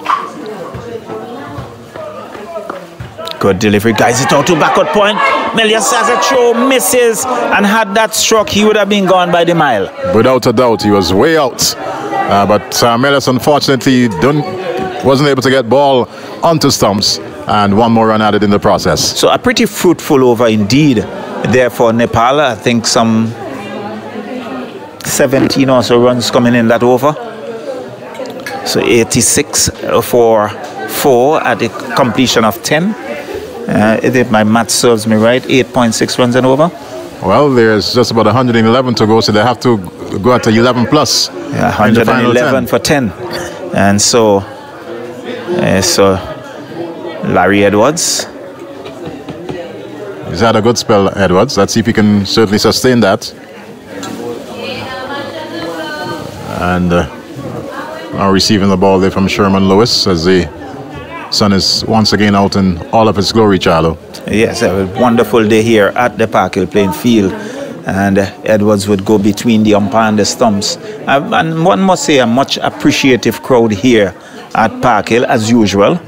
Not a very large crowd, being a working day and a school day as well. Yes. But there are those diehards who are here, and Bertil drives square, beats Melius. Backward point has some run to do. Hodge knocks it down and keeps it down to 2. So good work by Hodge on the boundary and saving his team 2 runs. The total goes on to 88, and we are in over number 11. Well, Charlo, we've been joined in the commentary position by a gentleman named Sean Rose. He's not contributing, he's only adding to our hunger. Well, the fact that he's eating some rice and peas and stew chicken. Well, I really refuse to talk about it because I think he has done it for spite. Here he says working it down to deep mid-wicket, who comes off the boundary. Keeps it down to a single. The total goes on to 89. 89 for 4 in over number 11. So the turning over of the strike that we spoke about earlier. And the left-hander, Gulshan comes in to strike. And he swings off the top edge, diving effort there. I think he just dropping short, but I think he was a late move by the field at short third man. He was looking to swing that somewhere over mid-wicket, got a leading edge, and fell just short of a diving fielder there at short third man. And there is no run. So Larry Edwards continued to put problems to these Nepalese batsmen.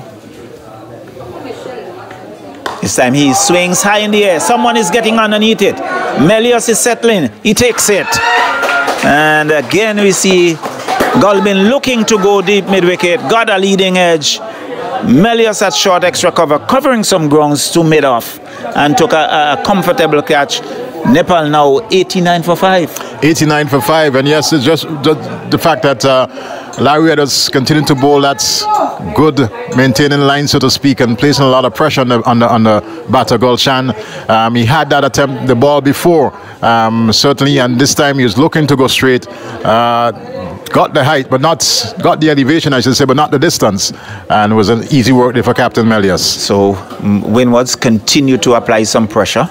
So 89 for 5 in over number 11, and really it's going to have a big axe here on the lower order to really mount that sort of fight back. For Nepal, we see Airy making his way out. He will join Bertil, who is on 52, I think. He's on 52. All right. Highest score for the game thus far. We had a good innings off the bat of Dylan Douglas for the Windward Islands. He scored around 50. And Bertil now on 52 there for Nepal. Let's hope it's not in a losing cause. They require just another 108 runs for victory. And we're into the 11th over. So Bertil, still a lot required from him. Opening batsman. He started quite sedately, so to speak. Left it up to his fellow opener in Muhammad Asif, who really plundered the bowling, especially off of Redhead. But since his departure, Bertil has certainly taken up the task, so to speak. So Airy would now face Larry Edwards, who has been among the wicket. I think that's his third in, and he's working that out to mid-wicket, who comes off the boundary. He will keep it down to a single, and the total now goes on to 90. It's 90 for 5 over number 11 in progress. And we see Asif Hooper doing a bit of warming up. So perhaps we're going to see the left arm orthodox coming in at that northern end at the completion of over number 11. So Bertil, just Melius doing some adjustments. Bertil just pulls away. Now he settles. A big gap, a real open stance. A good delivery, drops it and runs it out to backward point. He gets a single, and a poor piece of work by Captain Melius, giving away extra run, and the total now goes on to 92. Should really have held on to that one, Melius, because Edwards was nowhere close to the stumps. He went for the stumps and missed it completely, and as you said, just giving up an easy additional run to the Nepalese team. 92 for the loss of 5. So 92 for 5 at the completion of over number 11. So that would give us just over 8 runs and over. And we see Asif Hooper, who is going to pick it up from the northern end. Yes, and Hooper. So it's going to be all spin attack. Without a doubt here at Park Hill as Hooper. And that bearded look reminds me of the English spinner. Yeah, I know, Moeen Ali. Moeen Ali. So he bowled round the wicket, and umpire Butler standing at the northern end.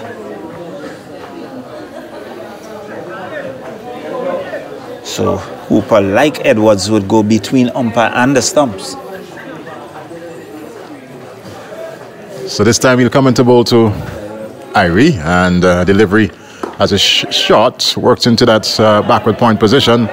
And Melius, the captain, is there. Didn't pick up initially, but did enough to avoid the run. Total remains at 95, make that 92 for the loss of 5. Asif Hooper, who is really, on local term, the T20 specialist. And this one driven into the point here again, and again Melius not holding on to it. And this time Giving away a single. Yes. So 1 more to the total, 1 more to Irie. Bertel now comes in to take strike. Facing up now to Asif Hooper. This delivery is banged the square of the wickets, and that's going to get into the fence. That's 4 more runs. Good shot there from Bertel. I think he waited on it, played it late, and bisecting the third man and backward point, and it raced away and down to the fence for 4. Well played indeed there by Bertel. Without a doubt, he's certainly leading the charge here for Nepal, and he goes on to 58. Hooper was asking for a bit of a field adjustment, and that is the case. You see a short third man, a backward point in position.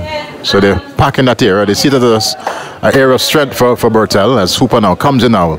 And Bertel now looking to work this one off the pad. I believe it would have struck him on that thigh pad. Let's wait for the signal. And yes, it is a leg by. So leg by.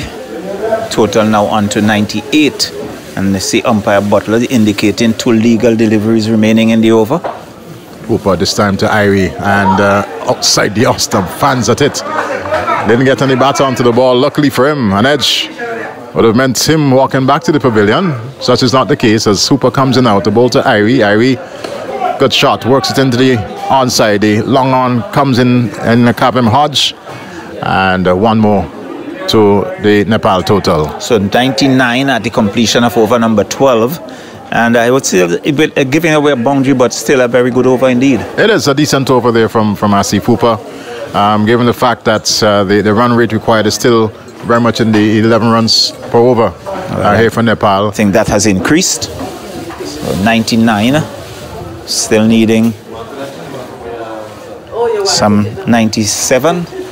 98. 98 off 8. 98 off 8. Almost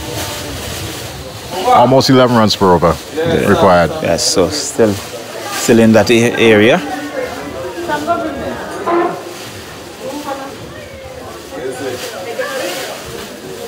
Well, it's over 12 runs per over. Yes. Yes, it is. 12. So Larry Edwards will continue. I think this should be his final over. Yes, this should be his final over. Ball played into the offside, and there the fielder picking it up quickly. That's Hooper. Couldn't avoid the single. And the 100 comes up.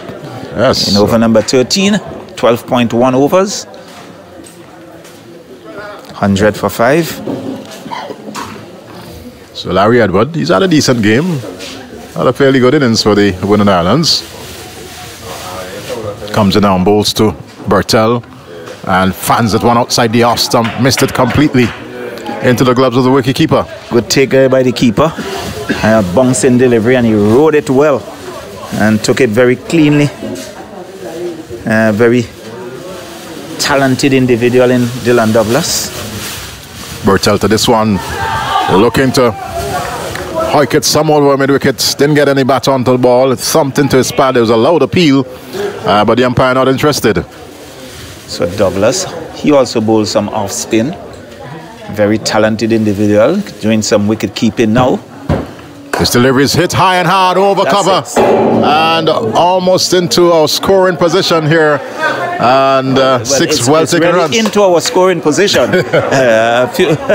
And you can see a few persons had to take a bit of evasive action. And so 6 so to Bertel. He goes on to 64, 106. He's really showing his class here at Park Hill. Kushal Bertel. Edwards comes in. Outside the off stump, and this one fanned it, got an edge, raced into the third man position. 4 more runs. Well, the third man was a bit wide. He got a top edge, and that flew fine and down to the boundary. The wide third man just stood and looked at it as it raced into the fence, and all he could do was to just retrieve it and return it to the keeper. So 104 now for should be a what? 104? 104 for 5. For 5. So Bertel seems to be stepping on the gas at the moment. Edwards may have different thoughts. To this delivery, Bertel is wrapped on the pad, looking to work it into the onside. He was stretching there. The end of the over, a mixed over there for Larry Edward, but very importantly, picking up 3 wickets for the Volcanoes and certainly keeping them in the hunt. Definitely, and so his spell comes to an end. It's 110. Let's see, 110 for 5 at the completion of over number 13. So 7 overs to go, and the Windwards would want to ensure that this partnership is broken, because Bertel seemed to be stepping on the gas, really increasing the tempo, so to speak. And if once he remains, and so there's still 12.42 runs and over needed, and Asif Hooper will continue from the northern end, and it's going to be Airy, the right-handed batter, to take strike. Asif Hooper tosses the ball from hand to hand, and now comes in, bowls to Airy. Airy was looking to punch that through the offside, but came off, I believe, the inside edge of the bat, and bounced over the stumps actually, and you can see keeper Douglas holding his head, perhaps saying, how did that miss? Well, gods were with him as Hooper to Airy once again. This time he works it nicely off the pads into that short mid-wicket position. Hodges off the fence, and 1 run in the process. 112 for 5. Quick conversation between bowler and keeper, Hooper and Douglas. Maybe something that Douglas would have seen, and just indicating such to Asif Hooper, who mops his brow. And Airy now gets back into his wicket, settles, and to this delivery, drives. Long off is off the boundary, and they're back for the second, but a good 2 there from the Nepal team. Good positive running on the part of Nepal, and picking up 2 runs and pushing the total on to 114 for 5. That was not the timed as well as he wanted. And there we see Airy coming down the wicket, but pulling back on his length there was Asif Hooper, and stifling whatever effort Airy had intended. 1 run in the process. 115 the total now, and Bertel, who is on 69, comes into strike.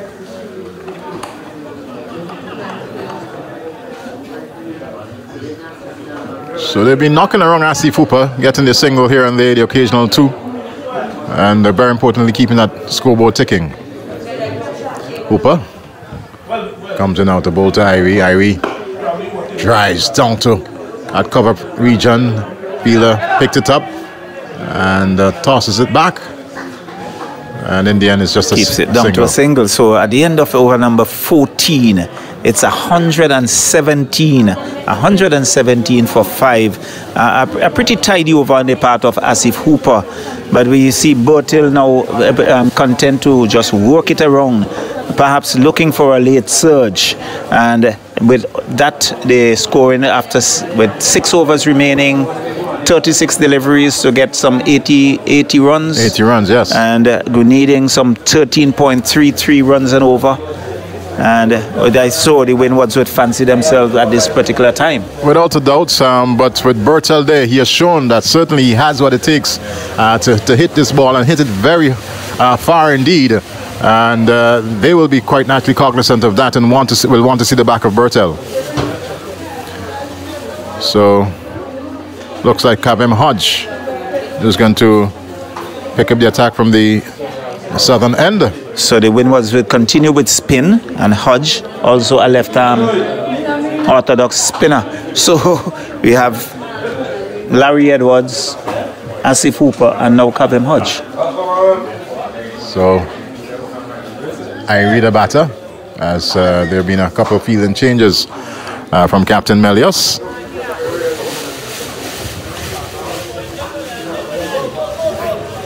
Kavem Hodge, Dominican by birth, and we're now prepared to come into bowl to Airy. The delivery that is short and is banged. I think he was looking to go more Mid-wicket there, yes, than anything else. He tugged that down to long on, and he got a single. The total goes on to 118.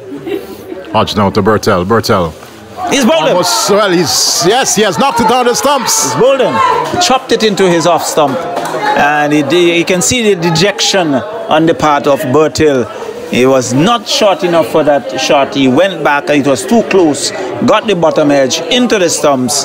And he has to make his way back to the pavilion and celebration in the Windward's cap. Well, that's the wicket they wanted because certainly Bertel was really and truly having a fantastic innings here at Park Hill. He looks dejected as he makes his way back, a shake of the head, but has to go back to the pavilion. And striking there for the Windward Island Volcanoes, Kavem Hodge is number 118 for the loss of 6. And that's his second delivery. So early inroads by Kavem Hodge. He's a seasoned campaigner, one who came through the ranks of the under-19. Can recall up to 2009, 2010, he was in the under-19 squad. He has really grown in stature, played for the Windwards, also the West Indies. And here he is with Windwards Volcanoes in this practice game against Nepal, picking up an early scalp in his very first over of the second delivery, and Nepal finds themselves at 118 for 6. So Sampal Kami, the new batsman from Nepal. Kavem Hodge had, I believe, 2 earlier overs. So he's now into his second spell. He's into his second spell. Unfortunately, I would have missed that. As the new batter now takes his guard. So Samal Kampi just having a look around, and Hodge it is. Bowls. Works it nicely to that short third man position, and the 1 run will result. Sampal Kami. So we have 2 new batters at the crease. One Irie plays it down to long off, and fielder picks up 1 more run resulting. It's now 120 for 6 in over number 15. And they really have some beautiful sunshine here at Park Hill. Beautiful sunshine. Ball outside the off stump, knocked into the offside. And feeling that cover position comes around, picking it up. And 1 more added. It's 121 for 6. Of course, Thursday and Saturday, there are 2 other games here at Park Hill. Hodge batters down the pitch in Irie.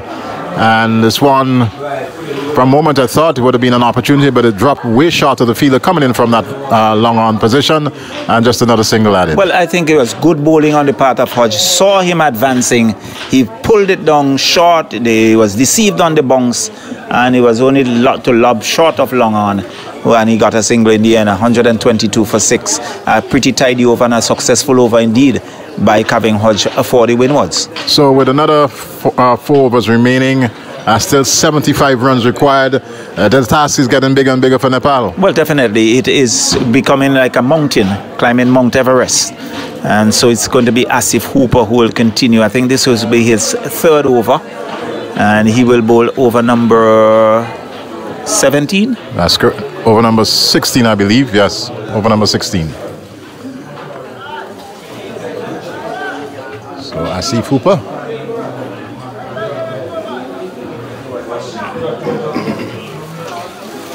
It's time to bowl to Irie.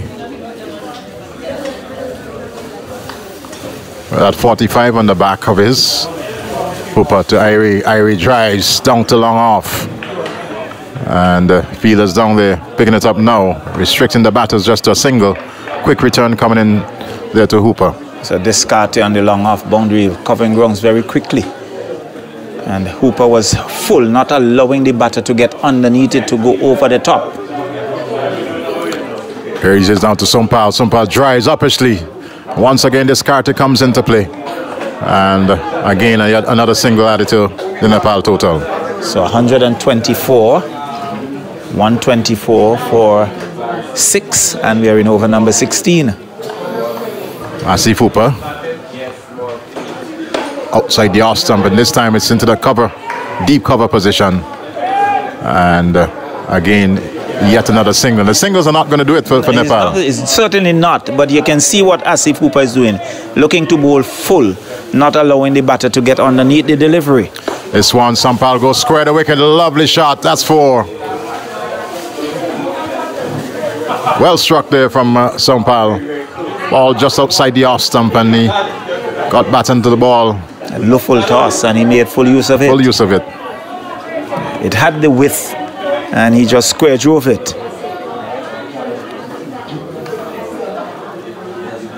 So Asif Hooper comes in once again to bowl to Sampal.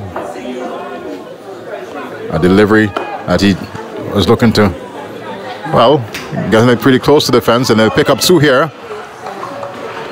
I don't think that was his initial intention, and there we see a bit of a scrappy work from the Volcanoes, but in the end, still restricting the Nepal team to 2. And total moves on now to 130. 130. For the loss of 6. Hooper to Sampal. Nice deft shot, shot, third man. And the throw was quickly in, but so too was Irie. He was very quick between the wickets there, Irie. Bit offline as well, so keeper Douglas had to cover a bit of grounds, and certainly Airy was not under any threat whatsoever, making his ground. So there we see the end of over number 16 from Asif Hooper. I believe either 7 or 8 runs off of that over, not the required 13 plus certainly, per over. And the run rate continues to mount. So for Nepal, Hodge will continue. This should be his last over. Should be his final over, Kabem Hodge.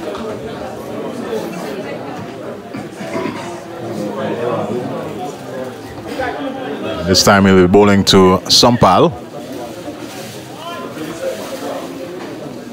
As Hooper goes right back on that cover boundary. Comes in now. Shot. And hits square of the wicket. Hooper comes around but can get there in time. Good shot off the bat there, Sampal. Certainly gave him the width, and he really square cut that with some power. Asif Hooper on the backward point boundary had no chance as it went across the ropes in a very quick time, and the total goes on to 135. Let's see what Sampal does with this one, and he's wrapped in the pad. It's too far down the wicket. There was an appeal, but certainly that was not going to be called out, and there we see a couple of mistakes in the field. Again, and Captain Melius as guilty as ever. Had a quick throw, Hodge not collecting, and the total goes on to 137 for 6. So both batters are now on 14.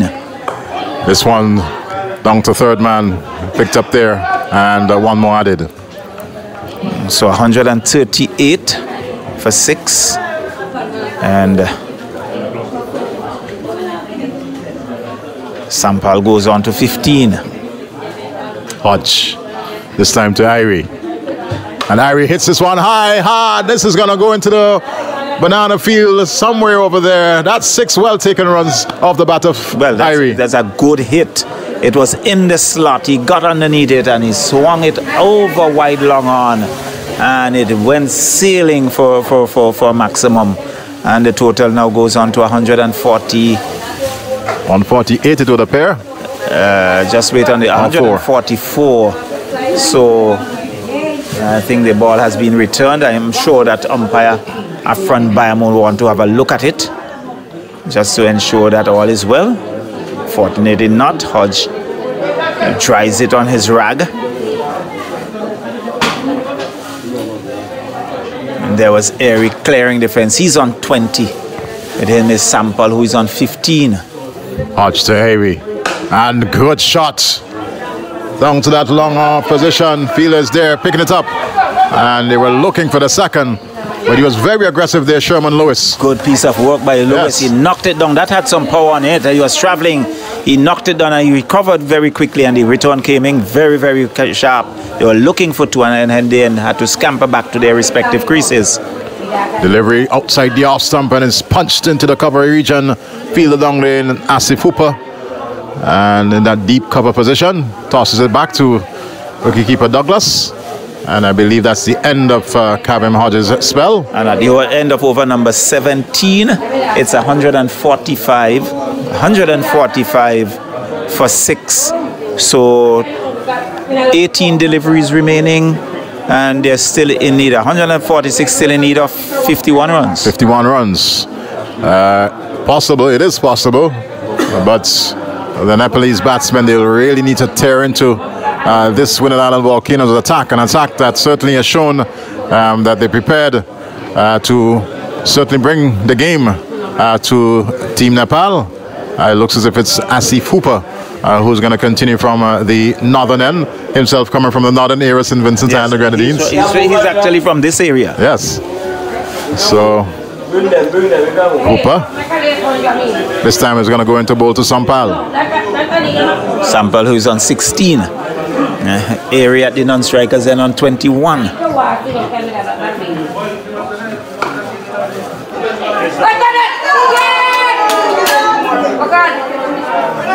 There you saw an opportunity going a begging.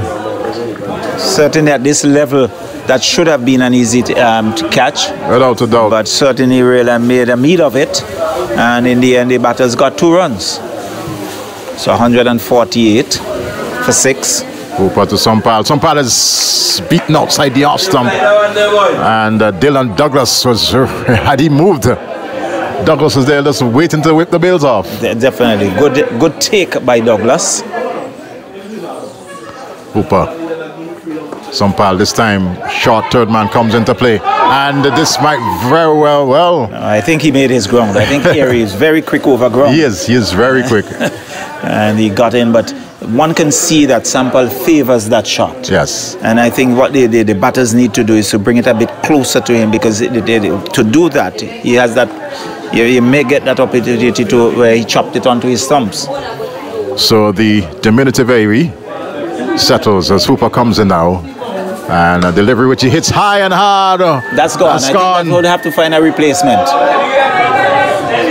That's into the lands behind the Sparkhill playing field. Into the hills.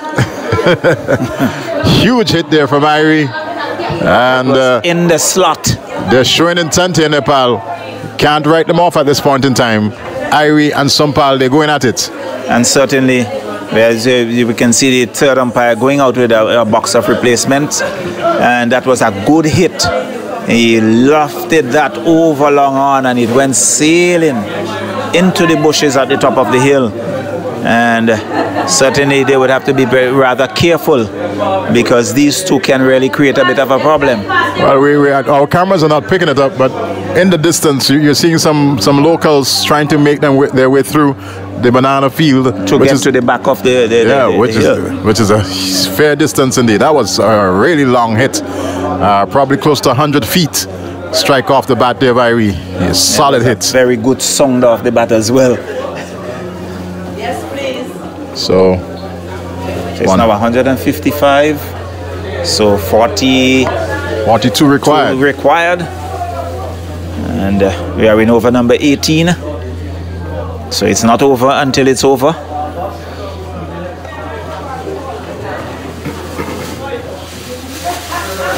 So Asif Hooper it is to continue. And Airy 27 to him.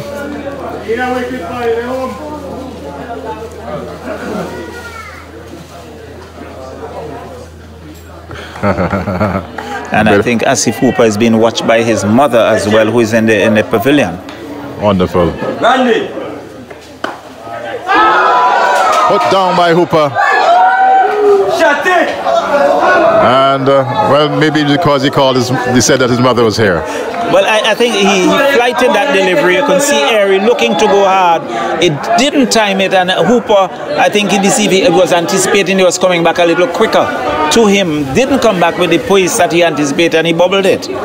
Quite unfortunate. He comes in once again now, this time to Sampal, and Sampal looking to heave this one. Ball down the leg side and getting close to that fine leg boundary. Might very well have taken the pad in the process. Let's see. There's no indication. Edge. Well, No signal, so it has to be an inside edge. 2 more runs added nonetheless, and it's 158, is it? For the loss of 6. And the 18th over has come to an end. Let's see. Seems to be 160. Let's see. Just wait for the scorers to finish tidying up the score on the scoreboard. It's 159 for the loss of 159 for 6 at the completion of 18. So 2 overs, 12 deliveries, and there's 38 required. 38 runs required. 19 runs per over. And Sherman Lewis comes back into the attack. Lewis, who certainly comes at a lot of pace, but was also taken to the cleaners by Bertel. He's back in the pavilion, but Irie has shown that certainly he has the ability. Well, we can see the locals returning, so perhaps they have found that ball that was hit way into the distance. And without a doubt, there's that. There it is. So there's a bit of a surprise for those 2 youngsters. So Lewis.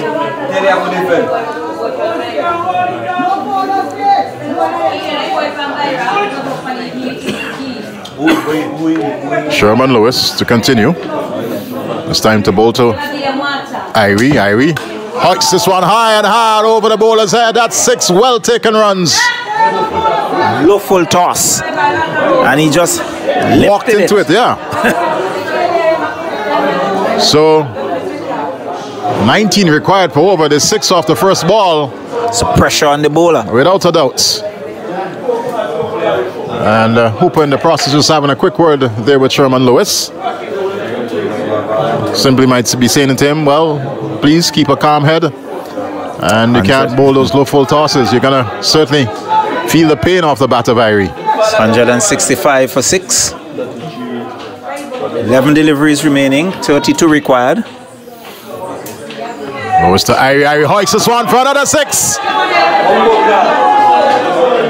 Again, he got the width and he threw everything at it, and it went sailing over backward point for 6. And really pressure here on Lewis. And we can see Captain Melius now running down to have a word with him as the total hustles on to 171. Well, it's 12 from 2 deliveries. Still has 4 more to go in this over, plus another 6, so 10 deliveries remaining, and some 26 runs required. 6 runs required. So the equation is getting more and more in the favor of Nepal. Irie, as we will say in Jamaican and local parlance, he's really doing an Irie job for Nepal. As you say, saw there a while ago, Lewis breaking his run. I think for the Yorker, but he not getting it right. And the diminutive Irie really threw the bat at it. So here comes Sherman Lewis to Irie. And this one, he swings at it. It comes off the upper arm. There was Sampal looking for the single. Didn't happen. And a dot ball resulting. Exactly. And so he realized that the first 2 deliveries, they were full. He was dispatched over the fence for 6, and this time he went short and got a dot ball in the process. But Irie was looking for that hook shot, but I think it was onto him much quicker than he anticipated. So Lewis trotters back to his mark as the Nepal physio makes his way off. He came in to have a quick look at Irie, but all is okay. And Sherman Lewis, as Asif Hooper just have a quick word at him, and he now breaks into his stride now to bowl to Irie. Irie fans at one outside the off stump and into the gloves of Douglas. So is that the 5th ball, is it? 4th delivery. So 2 more to go in this over. 171 for the loss of 6. And so the 2 short deliveries have really worked for Lewis. I think if he's going to go short, he needs to keep it close to the body of Airy. And it's not giving him that width to throw the bat. He can fly off the outside edge and land somewhere. This delivery is it's a wide. And he put a lot of effort into that one. Maybe a grunt from the bowler. He overextended himself there. And it's 172 now for the loss of 6. 25 required from 8. 25 from 8. Sherman Lewis, certainly a hard worker. And now Turner at the top of his mark. He's, since those first deliveries, 2 deliveries, he's pulled it back somewhat. Comes in now and bowls to Irie. Irie fans it one outside the off stump, and it's another wide being signaled. So 2 wides, and that could be very hurtful to the bowling team. So it's down now to 3 runs per ball. 24 required from 8 deliveries. Exactly 3 runs per ball required from Nepal to win this one. And Irie, he's on 40 not outs. 21 to Sampal. As Sherman Lewis now moves past the umpire. And Irie hits this one. It's gonna go high and over the fence. That's 6 runs. So that's the 18 that we're looking for. So that's 3 sixes. That's 20 runs in the over thus far. Right, with 1 delivery still remaining. And still 1 delivery, 179. So Sherman Lewis has been really taken to the cleaners here by Nepal. And looks a little bit dejected, but he'll have to certainly summon some courage and bowl this his final delivery of the game. Let's hope it's not a wide or no ball. And you can see that he's trying to settle himself. Lewis. And Irie now takes up his batting position as Lewis bowls.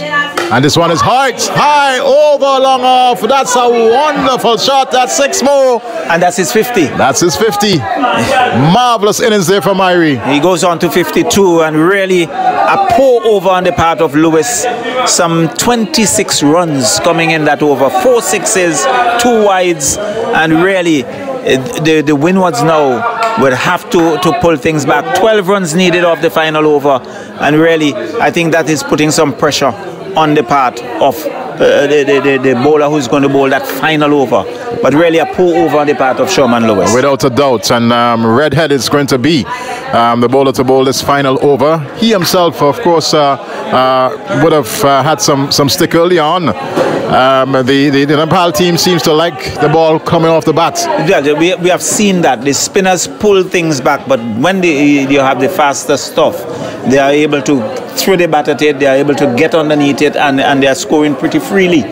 And I think it's something that Captain Milius and the management would have to look at going forward into the next 2 games.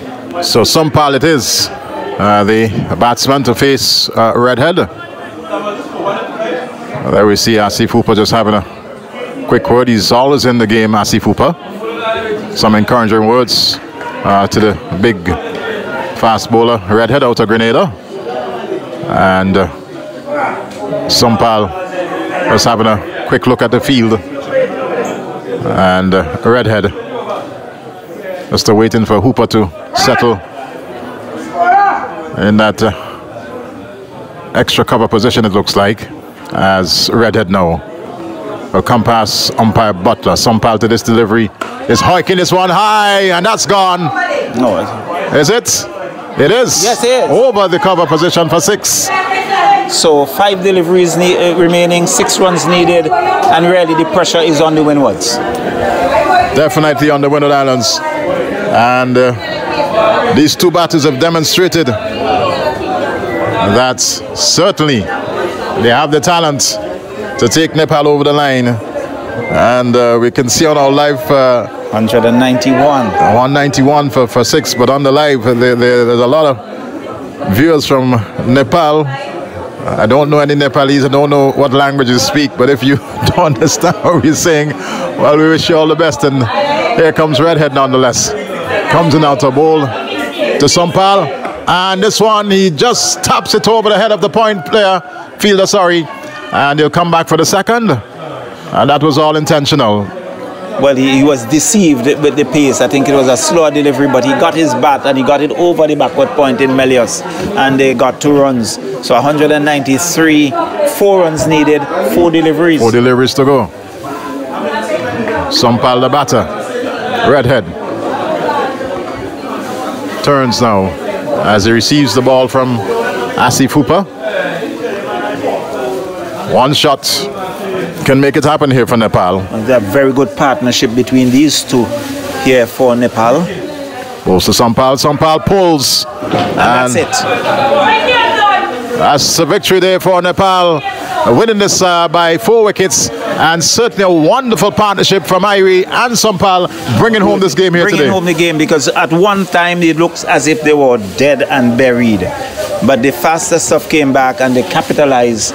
Really, one would have to give Bertil the props, because he started it, he laid the foundation, and these two came and really finished it for Nepal. A good victory for them, 197 for 6 of 19.4 overs. And really, from our viewing point, they seem to like the ball coming onto the bat. It's something that the Windwards would have to look at going forward. Well, Sherman Lewis, certainly, with that dreadful 19th over where, what, some 26 runs? 26 runs coming in that over. Yes, and certainly he was maybe the architect at the back end for the defeat here for the Windward Islands. Definitely, because coming off at that 26 runs in that over, 12 runs needed off the final over. I think the favor, everything was in favor of Nepal.